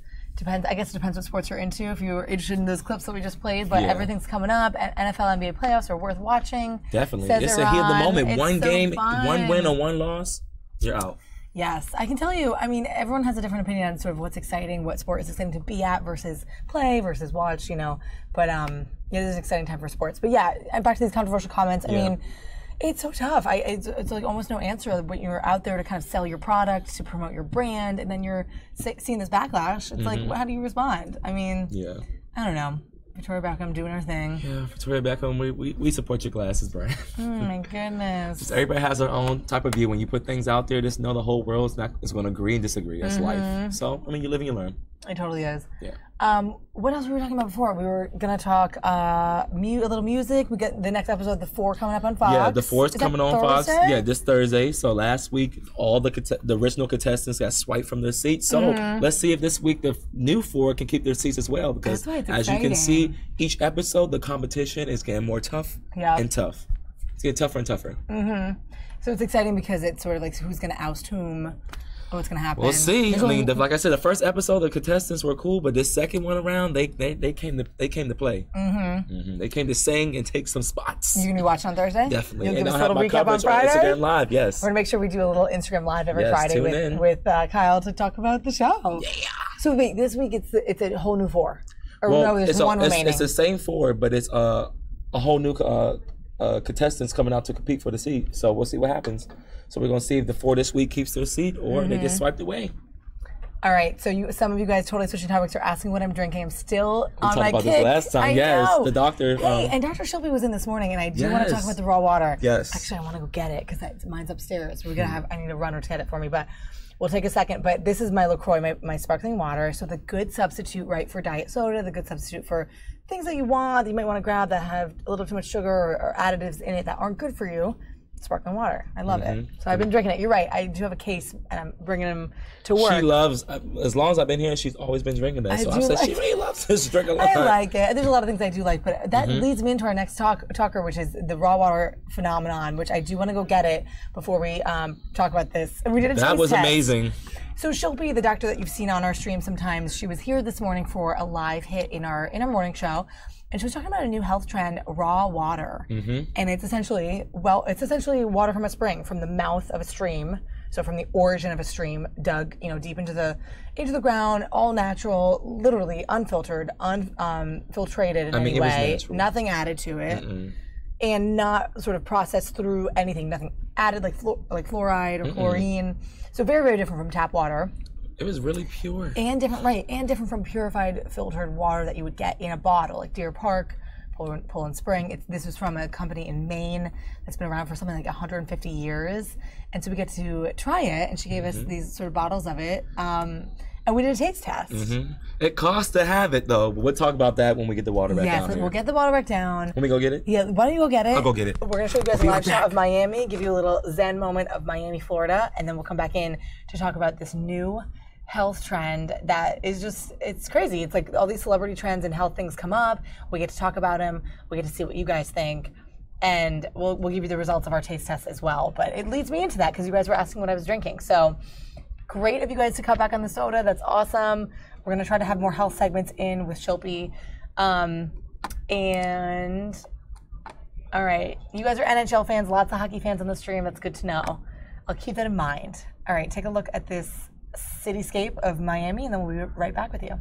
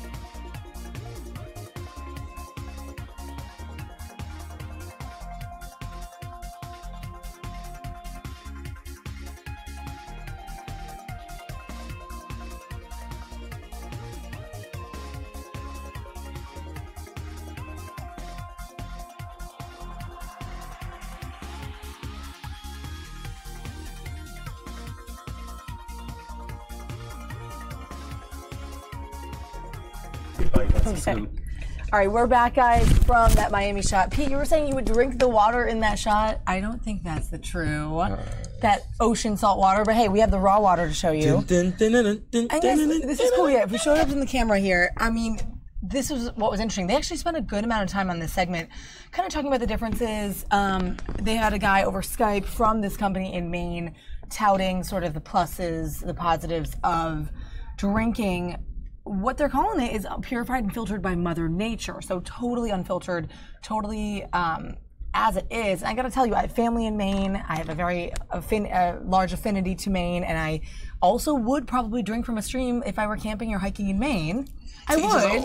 I know, right? I would try it, but it ain't gonna be something I do every single day. I would do it, especially if you're, you learn how to whatever do it. You even use those systems, those filters. Guess what's crawling around or what's around it. True. But anyway, this guy was kind of talking about the quality of this. And there it is, Tourmaline Spring. They call it Sacred Living Water. And it's expensive. You can see it's a large bottle. I think and it's popular because it was full when we got it. We went back to go to find it. I guess everybody's been waterfalling. Yeah. But I was saying, the only risk, it's interesting, right? Because Yeah, the risk is out there for parasites and stuff that you can find in water that has absolutely no purification and no filtration. So Justin said. But we did do the taste test, and you and I both. I'll tell you, I wish we still had the video of this, but we did it for the doctor's Instagram live or Instagram video. We tasted tap water against this completely raw, blinded, and then a Deer Park filtered spring water. Yeah, we didn't know which cup was which. But let me say, you and I both knew immediately which was the tap. Yeah. Right? Yeah, no, not this, but the no, tap. not that, but the tap, because it's so, you guys, I don't know if you guys grew up in places that were fine, you know, to drink tap water, but I remember it was fine for me too, and we had significant amounts of fluoride and chlorine that you could taste, and you knew you were tasting it, but it was good for your teeth. And, you know, you're always told growing up, your mom, it's fine, we want you to drink that tap water to strengthen your bones, strengthen your teeth. Now, with all these trends coming out and stuff, people are really talking about this type of thing, and it's called raw water. I don't know. I don't know if I would spend money. This is from Harrison, Maine, Summit Spring in Harrison, Maine. Tell them how much this water is. It was like, was it like $4 for this bottle? $4, but then for like 1 gallon, it was like 60. 40. A gallon was like, I thought she said it was like 38. No, she said, 40. A gallon's 40, a lot. 40 something. But 38's a lot for a gallon. It's a lot. It is a lot. No, it Would is you a guys lot. pay a comment? I want to hear. I want to hear too, but then other people are saying, no, you know, I'm environmentally sound anyway. I like to just fill my you know, stainless steel water bottle with tap. Other people have other habits. So let us know what you think if you guys would do this. I mean, we're just kind of talking about it. But it was today. different because, like she said, we had 3 samples. So I tasted the tap water. Of course, it tastes like, you know, it was fluoride and all that type of stuff in it. So it had some type of strong taste. But we knew it was tap water. Once you taste it, that says it's tap water. Then we had then I think the second one was Deer Park. I was like, okay, this is smooth, it's good. Then we had this from the Maine, smooth. And she said, did it taste different? I said, of course the tap water tastes different, but Deer Park and the water from the Maine were similar, but the Maine, it just was smoother. It was the taste and just drinking it was just smoother. You had to taste it and see, but it was definitely smoother. And someone's like, okay, then how does water, if it's all the same, how is one smoother than the other? I said, I don't know, but it's Mother Nature, so it was really smoother to me. And that's what they use, true, right, in their marketing and their branding. Let's talk about, you know, the cleanliness, Mother Nature, it's sacred living water. All props to the marketing, because I think they do a good job with that. He definitely knew it. His palate knew the two. I was right. For me, the raw and the filtered Deer Park were kind of similar. I have to admit, I didn't quite know. We were battling, like, no, Deer Park. I'm like, no, Mother Maine. I know. But you did know that we knew the tap for sure. As you guys are commenting, there's lots of metals and different types of minerals and stuff in tap water, and it really depends where you're from. And I'm trying to think. I watched you guys here. Yeah, it really depends. Like, I grew up in an area where it was safe and good to drink it, but we definitely noticed the fluoride. You know, I think it depends where your source is. But hey, Kathy, good to see you on the stream. Thanks for coming on, and happy MLK Day as well. We had some really cool coverage of some of the ceremonies this morning, wreath-laying, other official ceremonies. The Brooklyn ceremony, it's called the BAM, Brooklyn Academy of Music. They do it every year, the largest public ceremony in tribute to MLK, and it's the 32nd annual one. Lots of coverage of that earlier on the stream in case you missed it. And it's great to hear your comments, guys. So anyway, let us know what you think about raw water. Cool new trend. Not really even that new. Actually, that's the whole point. This isn't new. This guy's been around. One of the workers here said he goes out, he lives near Maine, and he just goes out there, and when he's walking, he just takes his water bottle, and it's like an opening, he puts the water in and drinks it. Yeah, and I know, you know, people that are experienced in long treks and camping and, you know, hiking the Appalachian Trail or whatever, you learn how to do that, how to get to the source and use your little filtration system and drink. To each his own. But I don't think, like I said, I was not knock it, I would try it, but it depends, you know, what's around rocks, if anything's crawling around it. I don't want to, you know, be, you know. And things will be crawling around it, right? You guys know the outdoors. I'm sure you guys have experiences. This wasn't as smooth as I thought. What was that? Right? I don't know. I found it interesting. I guess, yeah, I think this is one of our other producers' bottles. I know that we have another one. I think mine is still hidden up there. I'm going to go grab it. But kind of fun and interesting to try. But like I said, I barely did kind of notice the difference between the regular spring and this, but could definitely notice the stark difference between the tap and these other ones. So, you know, you're right, to each his own in the end. Yeah. But, what's up, man? Oh, Iran, you're saying you grew up on a farm, and you probably know a lot more about this than we do, because even the well life, like I didn't grow up with well water, did you? Oh, no. Some people did. I mean, obviously a lot of people did in rural areas and farms. Kellogg's saying the water in Costa Rica is good to drink out of the tap, but it's hard.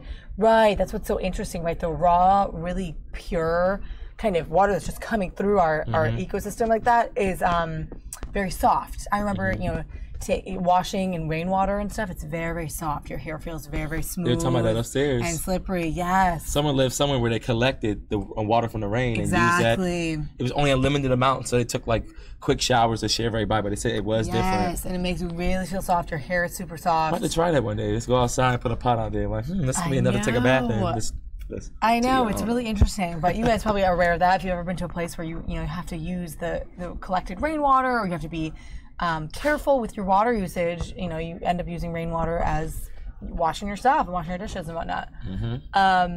All right, well, interesting comments, guys. Thanks for letting us chat about the water. I think we'll go over and kind of roll into another video that we have coming in live from New York. It's actually another Martin Luther King Day event. It's called the National Action Network King Day event in New York, so New York City. New York. Yeah, right. You say that 3 times fast. I can't. But lots of stuff, obviously, on this holiday, this federal holiday.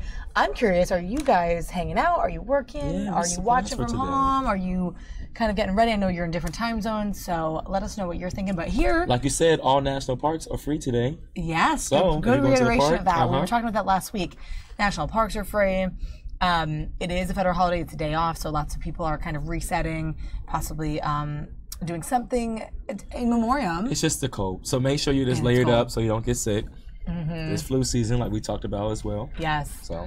And I was going to say, others of you might just be sort of doing something in remembrance to make a tribute to MLK on this day, which would be his birthday. Of course, really interesting too that we celebrate MLK Day this year in the 50th anniversary of his assassination, 1968, and in Memphis. But we'll never forget. You know, we have all that video footage. We have all those pictures and quotations of his speech at the Lincoln Memorial. Of course, his "I Have a Dream" speech. Endless amounts of social media, people tweeting out, people posting Instagrams and Twitter messages related to Martin Luther King. So I know I'll be looking through that later. So many great quotations that really lift you up on days like on this day. Definitely, yes. And all the time. People use his quotations all the time, but I've seen some really, really beautiful ones so far on social. So it's been fun to kind of watch. So let's go over to the National Action Network MLK Day tribute in New York. I know they mentioned who was going to speak. They were just saying someone was coming up, but I can't remember now. I just heard his name. All right, well, we'll see who comes up next. But this is in New York. Let's listen into their tribute for Martin Luther King, talking about rights and equality and peace and love and all those things, the kindness. Yeah. Reverend Al Sharpton. Here we go. Here's Al Sharpton. Between those that oppose what Dr. King stood for and those that, in fact, make it happen. Donald Trump needs to look at his home state, which is the only state that has a special prosecutor on police shootings to this day, while he's running around telling folk to don't be caring about being courteous when you put criminals in cars. We're talking about criminal justice reform. We're talking about raise the age. We're talking about New York being progressive while here trying to make America regressive. You got Trump Towers in the wrong state, Mr. Trump. You are out of sync with your home state.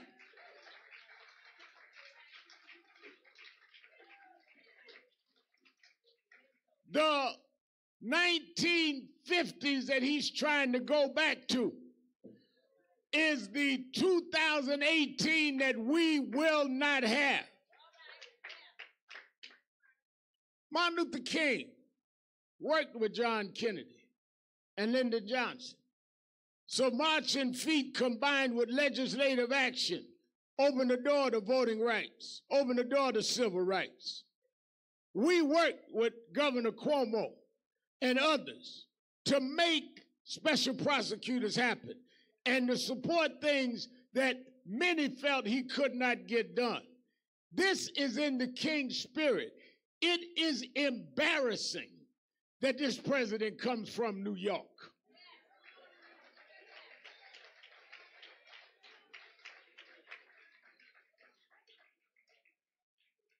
it is also a national security threat to insult the continent of Africa, where we have terrorists that are active, ISIS and Al Qaeda. They can spread all over Africa now saying this is what America thinks of you. What the president said is a national security risk is an international insult, and it does not represent his home state.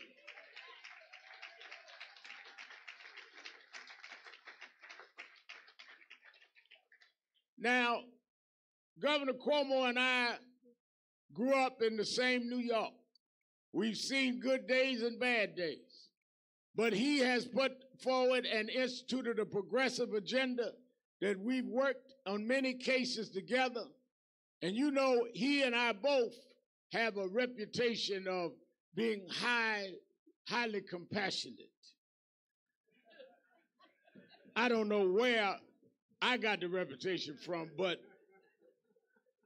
so we can get in the room and all right, guys, we're back in studio, and Reverend Al. We are doing yes, Reverend Al Sharpton, who is live in New York. He's about to introduce Governor Cuomo up there for another MLK tribute. But hey, we had to snag Bob while we had him. We caught him right away. Because he's back, and now we're going to simultaneously show you some footage from that wreath laying from this morning, as we were showing you. Now we actually played out Bob's interview with MLK III.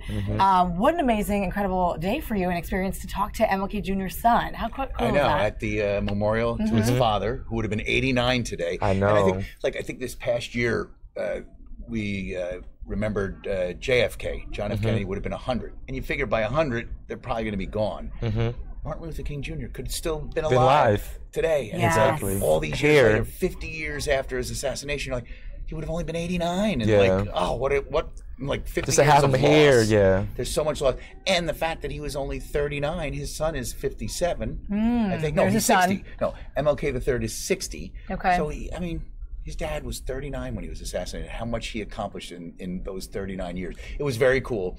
We actually started our day at the memorial. Then there was that train derailment, so we disappeared for a while. We came back to do a live report in the 10 o'clock show, and they were just finishing up the wreath-laying ceremony, and I saw him, and I just went up and said, hey, can we talk to you live? And he's from Atlanta, and in Atlanta they have a Fox 5. So he's like, sure. I told him we were DC at Fox 5. But he's like, yeah, sure. Like, there were no handlers, so I gave it a shot, and then said, hey, let's bring him over. And his wife and his daughter, Yolanda, there. You kind of see him briefly. I'll take this off.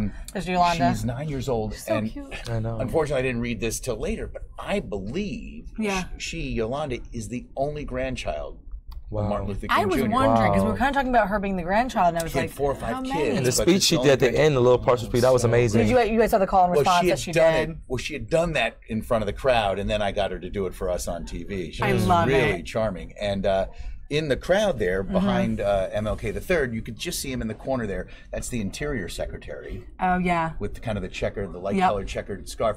And also the FBI director was there. So, President Trump wasn't there. He's still in Florida, but was represented by his Interior Secretary, the FBI director, and Martin Luther King Jr.'s namesake, Martin Luther King III. That is so cool. What a day. He was charming. Very nice I never man. thought about that with the age thing. I forgot that he died so young. Oh, yeah. He was only 39. Because it was 50 years ago this year. And that's what's amazing, too. We're celebrating on the anniversary. 1968, yep. Yes. Wow. So it's amazing. He was 39, would have been 89 today. Yeah. And there's his son, who is now 60. I mean, like 21 years older than his dad was when his dad was assassinated. I can't believe he's 60. And one of the things, I worked with Nelson Jones, one of our photographers, and he was noting it, that when he was shooting, from the TV camera angle, that the resemblance of Yolanda to her grandfather, who's the statue behind her, was just striking to him. Interesting. He's like, oh my goodness, she's the spitting image of her grandfather. And again, I'm struck by the fact that Martin Luther King Jr. has one grandchild, and that's her, and we actually spoke to her today as well. I mean, just saying Martin Luther King is my grandfather, she's gonna live with that forever. And it seems at a young age, she definitely understands his legacy, understands the importance of her grandfather.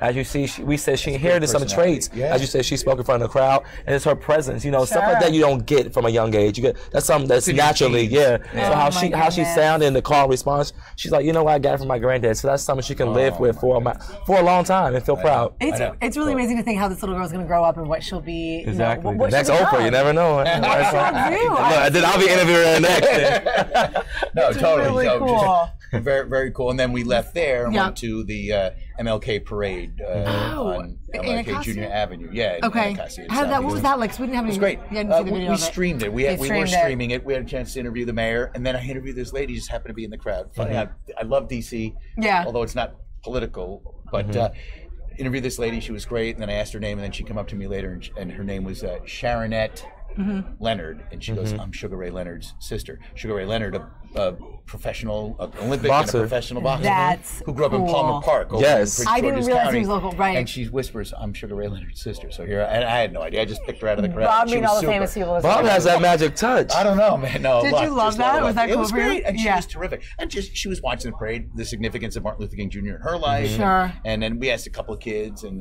so it was nice. So it was kind of full circle after being there to go to the parade, just seeing the community coming out to honor this man again. Right. Been gone 50 years. And who did so much in just 39 years. Right. What was the parade kind of like? A lot of the community members, a lot of notable figures? Yeah, or? the mayor, Eleanor Holmes Norton was there. She's our DC delegate in Congress. Police chief he was. Peter Newsham was there. There's some elementary school bands and cheerleaders and pom groups and a lot of different politicians went through. It was nice and just a lot of music and Black Lives Matter had a float. Okay.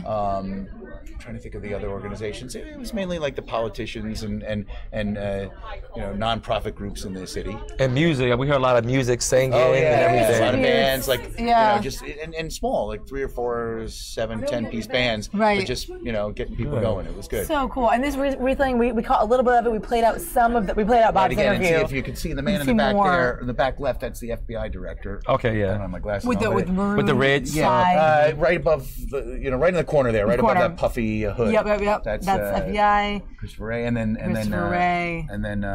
the Interior Secretary. 2 over with the plaid and kind of scarf. I don't know if you can bring up the volume. Yeah, I might be able to. Let's listen to her. All right.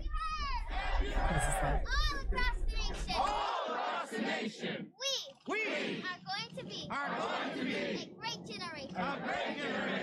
Give yourself I love that. Then she that. said, "Give yourself a hand." So yeah, so then she did it. And so when this wrapped up again, we were like, "We're going on the air in about 10 minutes. Hey, could you guys stick around?" Sure. And we were going to play back on tape what she did, but then we had to do a little bit. So. Looks like everybody was warm and comfortable, so that's a good thing. It was chilly, but it was cold. It's funny. The sun came out and it felt warm during the parade. The sun disappeared again and it got cold again. But there at the memorial and even at the parade, it wasn't as cold as it could have been, and I think it's because just there was, and it's going to sound corny, there's a lot of love in the air, a lot of warmth, a lot of spirit, and all you need is love. Yes, all you need is the love. coziness. Yes, didn't John and Paul sing that? Yeah, back in the day. we can sing it down there. Yeah, and is so cool. They sang that "We Shall Overcome," and I forget what group it was, but they had a pickup truck with some speakers and playing some of Dr. King's speeches, and you hear this, and the quality. Sometimes even in our business, we're out covering things, and we're plugging into mics, and the quality isn't there. You're like, doggone it, it's 2018, and still we're not. But the audio quality from 55 years ago to hear the strong words of Dr. King, really good. Wow. It gives me goosebumps every time I hear it. I know. And his voice. And thank God they recorded it well. It wasn't like a distant microphone. It was like the richness and to hear it these many years later, and so later, so they were playing that down there along the parade route too. So it was great. So hearing his words from his voice was great too. I love that. On a very special day today, federal holiday, MLK Day, and we had Bob Barnard here to talk to us about it. It's awesome. They had you running around today. We were started at the memorial, went to the derailment, did all that, and then back to the memorial. And then I was here when they called you. And then they're like, "Oh, can you go cover the parade?" And our first reaction was like, "Are you kidding me? Like, what more do you want from us?" But I'm glad we went because it's good to be get to do those cool things. You meet those amazing people. It's awesome. It's so great. We love your interview. It's so fun. So anyway, guys, Bob. They're nice. We're grateful for family. him. And then they posed for about 300 photographs. Did they? With all these different combinations. Let's have you in and this and that. And I don't know anything about these guys, the Interior Secretary and the FBI Director, but they were good sports. So you get out of this picture for these. They were cool. And you come back and they weren't in a rush. They seemed devoted to. Today's all about celebrating MLK and celebrating his family as well. And service to the community. Definitely. That's one of the things they all stressed. Was service. Yeah, and not just today. Try to keep it going. Whatever it is you can do. What a great, nice synopsis. So again, guys, this was a few hours ago, earlier this morning, down there at the memorial. Yeah, in the 9 to 10:15 hour, And just a really cool thing to see MLK III there with his daughter and wife. And they're from Atlanta, you said. Yes, they live in Atlanta. They came family in Atlanta, Yeah, they Very did cool. for this, just for this occasion. Awesome. And again, that little girl there with the white scarf. Earmuffs. We believe, just based on what I've read and Yeah. we met her today, MLK Jr.'s only grandchild. Wow. And there she is. Isn't that neat? Pretty cool. Very cool. All right, guys. Well, continuing on the MLK trend, we're going to let Bob go off, and we'll save him another day. I'm not leaving. Thanks, guys. Thanks, All right. Bob. We'll be out together next week. Yes, you guys Right? will be. Yes. I'm jealous. Okay. So he always does the coolest stuff, meets some of the greatest people, and we're lucky to have him in here.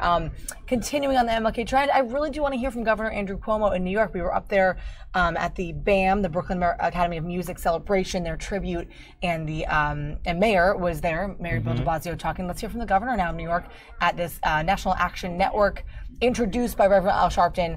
Here's Governor Cuomo of New York. Let's go up there. More funding for affordable housing, more funding for education. First state to pass the $15 minimum wage. First state to pass paid family leave. Toughest gun control law in the nation, and the first and only special prosecutor in the nation for police misconduct in a situation that requires investigation. But to be honest, discrimination still exists. We know that. It's institutionalized. It's all through society. There's wage discrimination. There's age discrimination. It's employment discrimination. We have people in substandard housing today, and it's not a coincidence that they happen to be poor and minority. We have failing public schools today in the same neighborhoods that have been failing for decades. And it's not a coincidence that they are poor and minority communities. We want to be focusing this year on criminal justice and changing the perspective. It's not about being tough on crime, it's about being smart on crime and bringing justice to the justice system. We have with us today Akeem Browder, brother of Khalif Browder. You want to talk about a situation that is repugnant to everything we believe in. 16-year-old Khalif Browder goes to Rikers Island on the accusation of stealing a backpack, sits in Rikers Island for 3 years, abused, solitary confinement, the pain caused during his incarceration caused him to take his life afterwards because he had to stop the pain. 16 years old. How do you justify that? How do you justify that? Well, maybe that's the only case. No. That is the rule, not the exception. Over 75% of the people in Rikers have been convicted of nothing. Nothing. 75%. Upstate jails, 60%. Convicted of nothing. The Constitution guarantees a speedy trial. Khalif sat there for 3 years. The Constitution promises no cruel or inhumane treatment. Solitary confinement for a 16-year-old for an extended period of time is cruel and inhumane. That's what has to be stopped. We had the federal government come in here to tell us that Rikers was a federal rights violation. Yes, it violated the federal civil rights. It also violates the laws of the state of New York. Now, we have a 10-year plan to close Rikers Island. And I say 10 years is too long. 10 years is too long. How many thousands of Khalif Browders would go through Rikers in 10 years? 10 years could be 2 mayors from now, 3 city councils from now. Who knows what'll happen? I'm not implementing a lot of Governor George Pataki's plans, who was one of my predecessors. JFK, John F. Kennedy, 1961, said we're going to go to the moon, and it'll take 9 years. It can't take 10 years to build a decent jail facility when it takes 9 years to get to the moon. We have to get out of Rikers, and we have to get out of Rikers now and end the abuse once and for all. And we have to stop the injustice that's brought us there. Lady Justice, the symbol of justice. She wears blindfolds, holds scales of justice. The point is your color doesn't matter, your place of origin doesn't matter, she's blindfolded, only the merits matter on the scales. Really? Then why do we have a bail system that says it's how much money you have that determines whether or not you can get out? And what's happening now is if you can't pay the bail, you sit in jail. If you can make the bail, you get out. That's not justice. That's two forms of justice, one for the rich and one for the poor.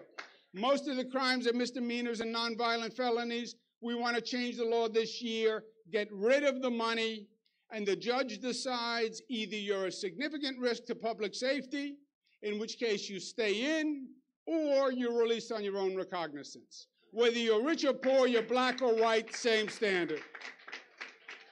We have people sitting in jails for years. Meanwhile, our court system operates half a day. 9 to 12, 9 to 1 if you're lucky. How do you leave people sitting in jails and not even have your courtrooms operating? They get paid a full salary for a full day's work. We want those courts operating full day, 9 to 5, period. New York is one of only 10 states where the defendant doesn't have to be presented any evidence until the day of trial. So you can be sitting there for years. You don't know who's charging you with what evidence you have. On the day of trial, they hand you a big box of paper. You don't even have a chance to prepare. We want to change the law. 15 days after arraignment, that prosecutor has to tell that person what they have and why they have it.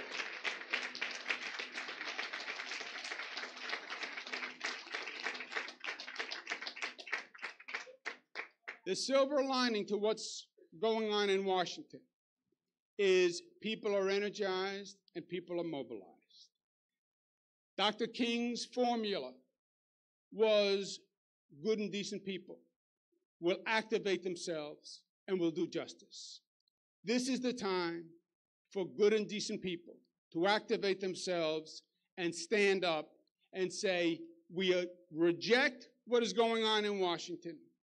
We acknowledge the discrimination that still exists, and we're going to make this place a better place. We're not going to allow it to continue in Washington, and we're going to show you the positive example in New York by doing the good progressive measures we have, fighting discrimination everywhere we see it, and this year making the criminal justice system a fair criminal justice system so Akeem Browder's brother did not die in vain. Thank you, and God bless you.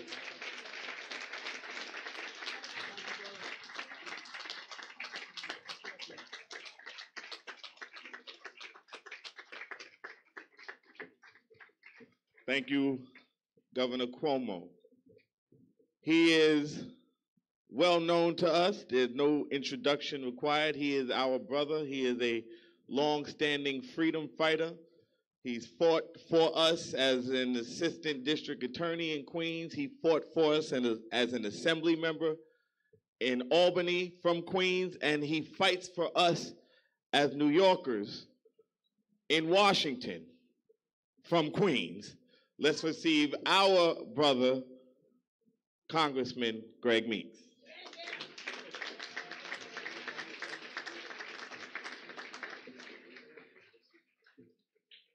Good afternoon. My brothers and my sisters, I am here today on King Day. Because just as the camera of history was rolling throughout Dr. King's career, the cameras of history is rolling right now. And just as Dr. King saved America from itself, we have our challenges today to again save America from itself. When we look at the language of the number 45, we see that language is a language of taking us back to where we don't want to go. That language is, let's make America great again. The question that you should ask the 45th president is, what period are you talking about? And who are you talking about making great? I think we got that answer just a few days ago.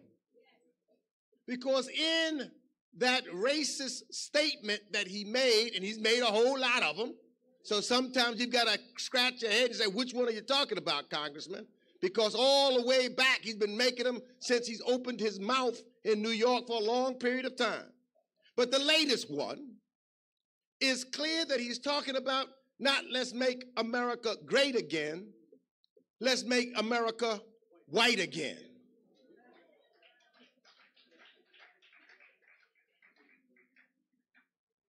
And so we all have our responsibilities, our duties. Because as we celebrate Dr. King was not one to just talk. He didn't talk the talk without walking the walk. He didn't talk the talk without making the sacrifices that were necessary to make America a better place. He didn't just talk the talk to not organize folks and listen to common everyday folk to make sure that, as he said, if you have nothing to die for, what are you living for? He put it all on the line, and therefore he had masses of individuals that walked the street with him to change America. And so we are here today. And the question that Dr. King asked is, where do we go from here? Community or chaos? So what is meant in that is that we all have a role to play. I have my role as a representative of the United States Congress, that I've got to stand up and make sure that my voice is heard loudly and clearly, and I've got to put forward policy and laws that represent all of America's children and fight those who want to put up discriminatory practices and who want to take a reverse Robin Hood attitude as our new tax law does. And I have a responsibility to come back to you and to tell you and to explain to you what those laws are, but also two-way street. And as has always worked with me and Reverend Sharpton, we always sit down and chat and talk and plot and try to figure out who does what. He has his role, but my brothers and sisters, as I close, you have your role too. You can't just sit back and say, Reverend Sharpton, you go do it. You go to jail, Rev. I ain't doing that. You go march, Rev. I'm not going to do that. Adriano, you go down to Washington, and we're just going to sit back and say, what are you doing? And I'm not going to do anything but look at television. No, we've got to make sure that we stand together and we have some action together to make a difference, because action is what is necessary now. So as I close, my brothers and sisters, the camera of history is recording you. How are you going to be found? Will you be found silently sitting on the sidelines doing nothing? Or are you going to stand and fight and sacrifice and make a difference so that tomorrow will be better for our children than today and yesterday is and was for us? Either you stand for something or you fall for anything. And if you're going to fall for the lies that the 45th president has been telling America, then it's shame on you and shame on me. This is a wake-up call, because I have asked myself, why have we gone from the celebration that we had with the 44th president to the 45th president? And the only answer, as I can tell you, is that I believe that the Lord has said, we're going to wake you up, America, and we're not going to allow you to take things for granted. You better get out there and fight for your justice, because nobody's going to give it to you. Thank you. Happy King's Day. Let's put our feet to work. Let's go to work and make a difference.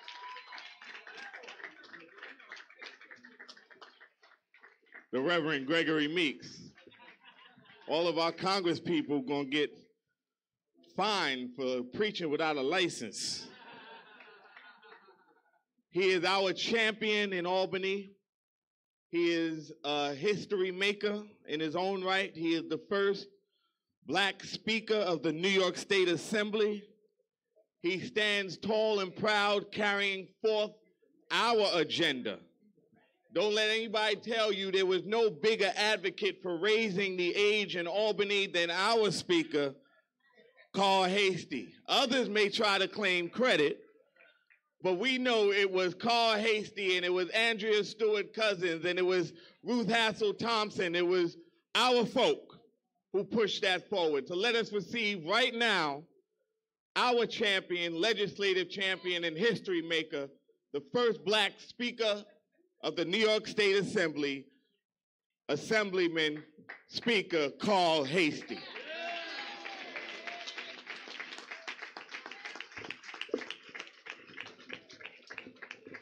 I think I may have to take Kirsten on the road with me when we go.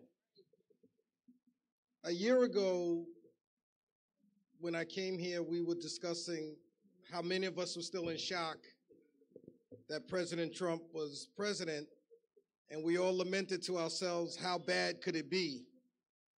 And I see today, and we've seen in this last year, he's proven to us just how bad it could be.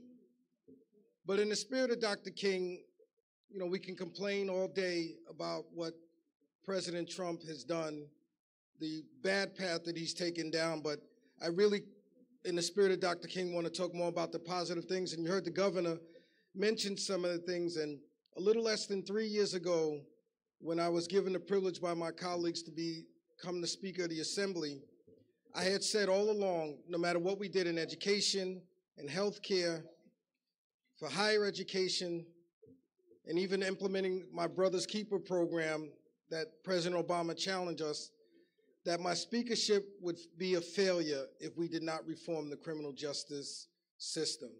And I'm so happy, and Kirsten, I thank you for that, but it was really the members of the caucus and my colleagues in the Assembly as well, who we really said we could not see us passing the budget unless we raised the age. It was shame on New York for being one of the 2 states that still treated 16 and 17-year-olds like adults in the criminal justice system.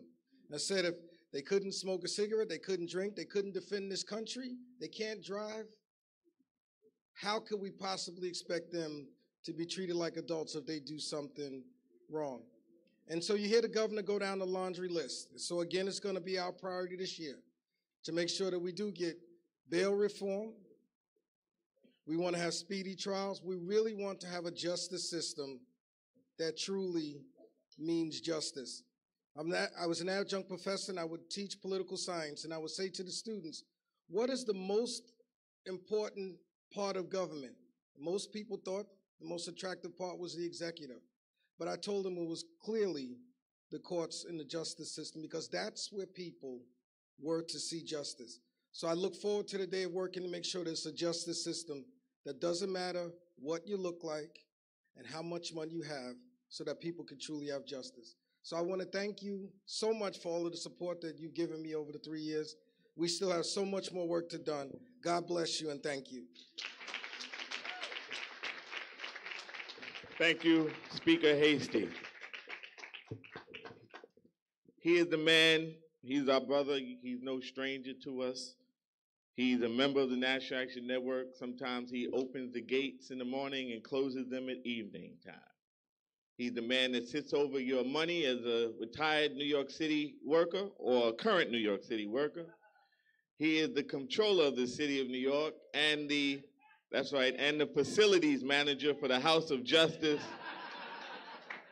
Comptroller, New York City Comptroller, Scott Stringer.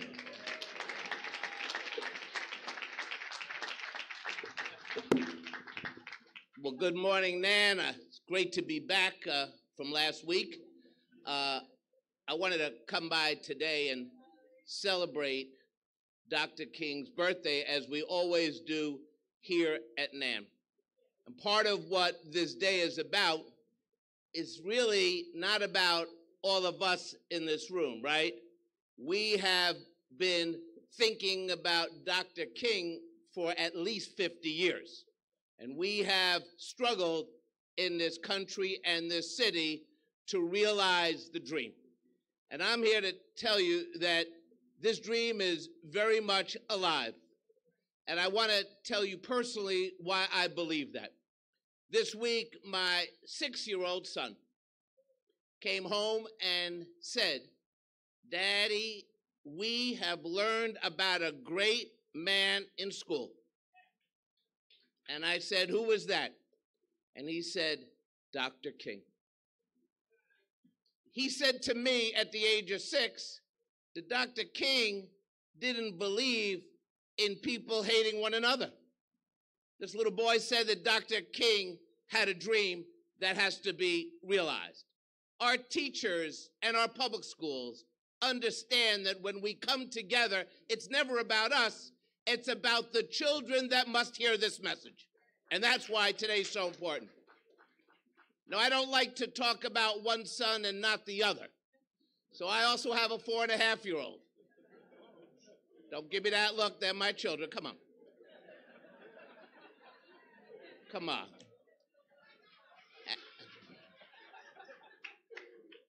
Everywhere I go, you can say amen, it's okay. But my 4.5-year-old came to me this week crying. And I said to him, "Miles, what's wrong?" And he said, "Daddy, I got hurt." And on his face, he had a mark. And I said, "How'd you get hurt like this? Were you playing with these beads? Did you hit yourself?" And he said, "No, Daddy, I got hurt by the invisible man." And I was like, "The invisible man? You got to tell me who this man is." And he looked me straight in the eye and he said, "The invisible man is Donald Trump."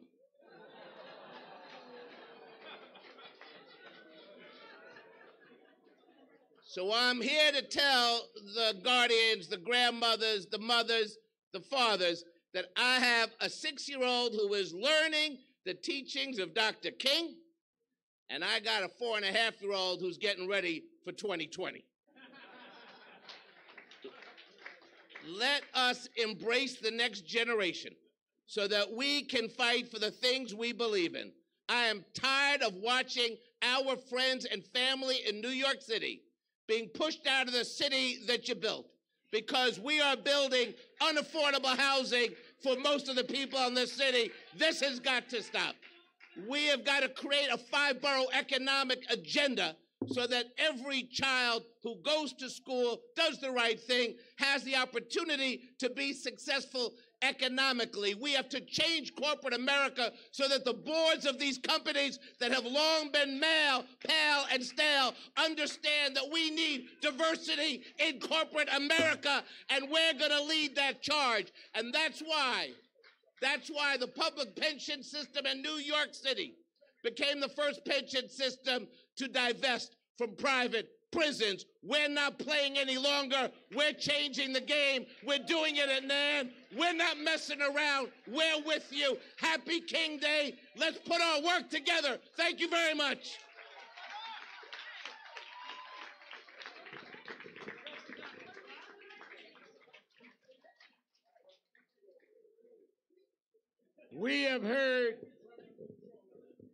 We've heard those that want to lay out what they're doing. One of the things that I'm very, very much a stickler on, because people know how to rah-rah us, but substance. And what the governor laid out, what the Stringer just laid out, I want every year we have, even when Bloomberg was made would come. Some of us didn't like, we heard what he said. And because if you can go down everywhere downtown for holidays, you can come uptown for our holiday and talk to us.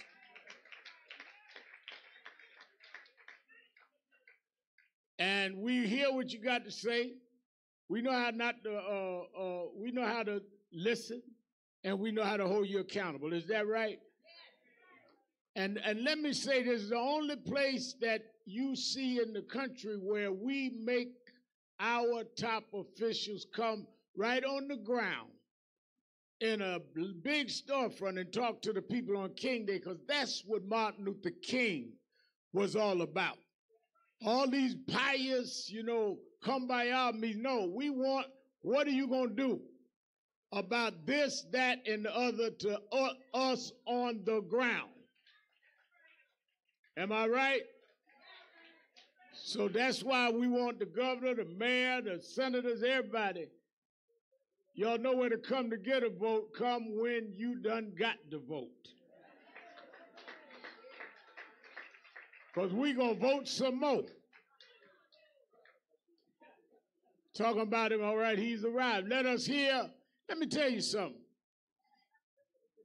I said that the governor and I argued and the mayor and I argued, but when we marched down Fifth Avenue, silent march, 80,000 strong, and de Blasio was supporting stop and frisk, they said that if we did it, crime would go through the roof. He did bring stop and frisk down to its lowest point, and crime is lower in New York now than it's been in 50 years.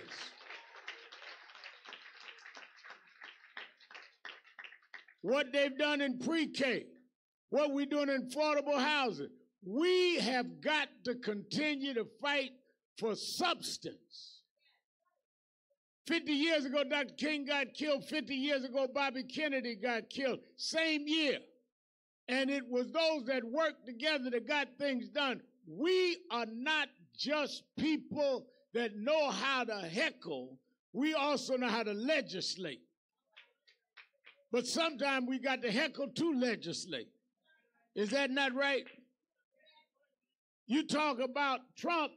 Trump has been doing this in this town a long time. And we knew who he was. Now the world knows who he was. This young man, Kerry Weiss, stand up, did 15 years in jail, falsely accused of Central Park. And Donald Trump called for him to be executed. We stood with him then, and when he got out of jail, he worked here 3 or 4 years. Marisol worked here. She's in the state senate now. Kerry Weiss got a settlement from this administration because of the wrong done, and Donald Trump said they shouldn't get a settlement. We know who Trump is, but what we gonna do about Trump is the issue on Martin Luther King Day. So the mayor called me and said, I'm gonna meet you at the rally down at Times Square. I said, after you come by the House of Justice. And he said, as I said, I'm outside of the House of Justice, getting ready to walk in. Don't get biggity and don't understand that I always come to House of Justice. So I said, fine, then I will be going down to the rally when this is over. The mayor of the city of New York, Bill de Blasio.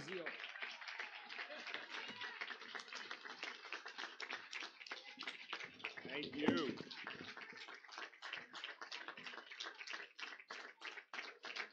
Thank you, everybody. Happy King Day, everyone. You know, Rev was influenced at the height of Dr. King's movement to join that movement as a young man.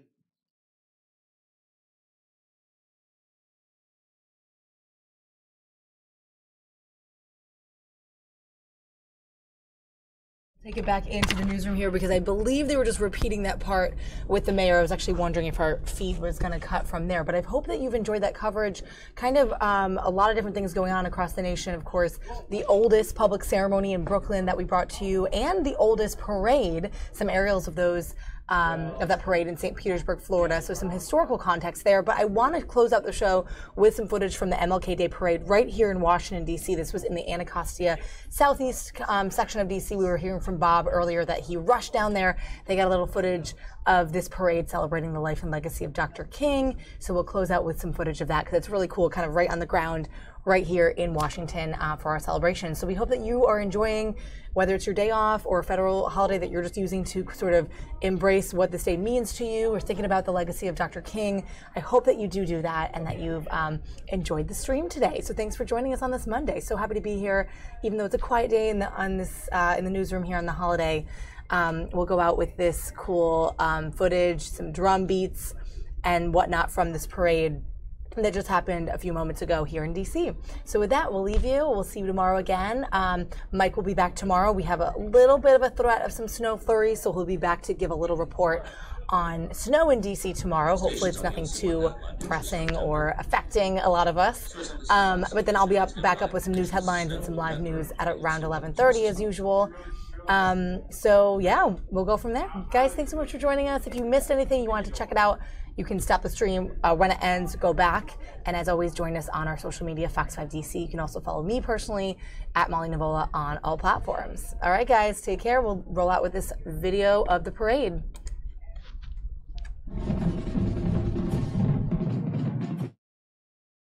The camera here is a drummer. How is that percussion? Awesome. They've got it.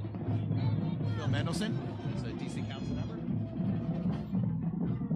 Yeah, they got it all right.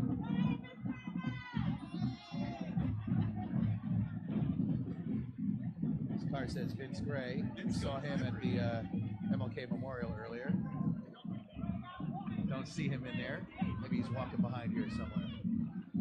Pressing the flesh. Although I don't see him right yet.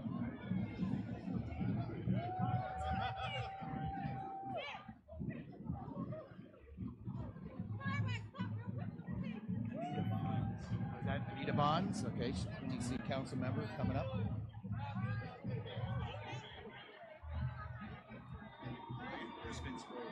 Oh, yeah. There he is. He's wearing his sneakers. You see him? There's Vincent Gray, former mayor of the District of Columbia, currently a Ward 7 council member. Talk that he may run for mayor again. But that's him, Vince Gray. Big softball fan, wearing his sneakers today, keep his feet healthy and comfortable.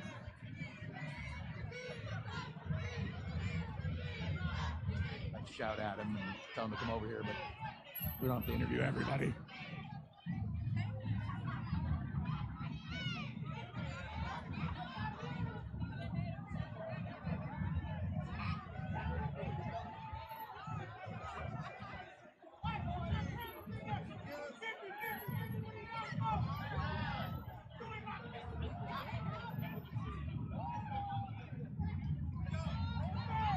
Enthusiasm out here. These are members of the Marion Barry Youth Leadership Institute. Marion Barry, of course, former DC mayor and Ward 8 council member, the late, great Marion Barry.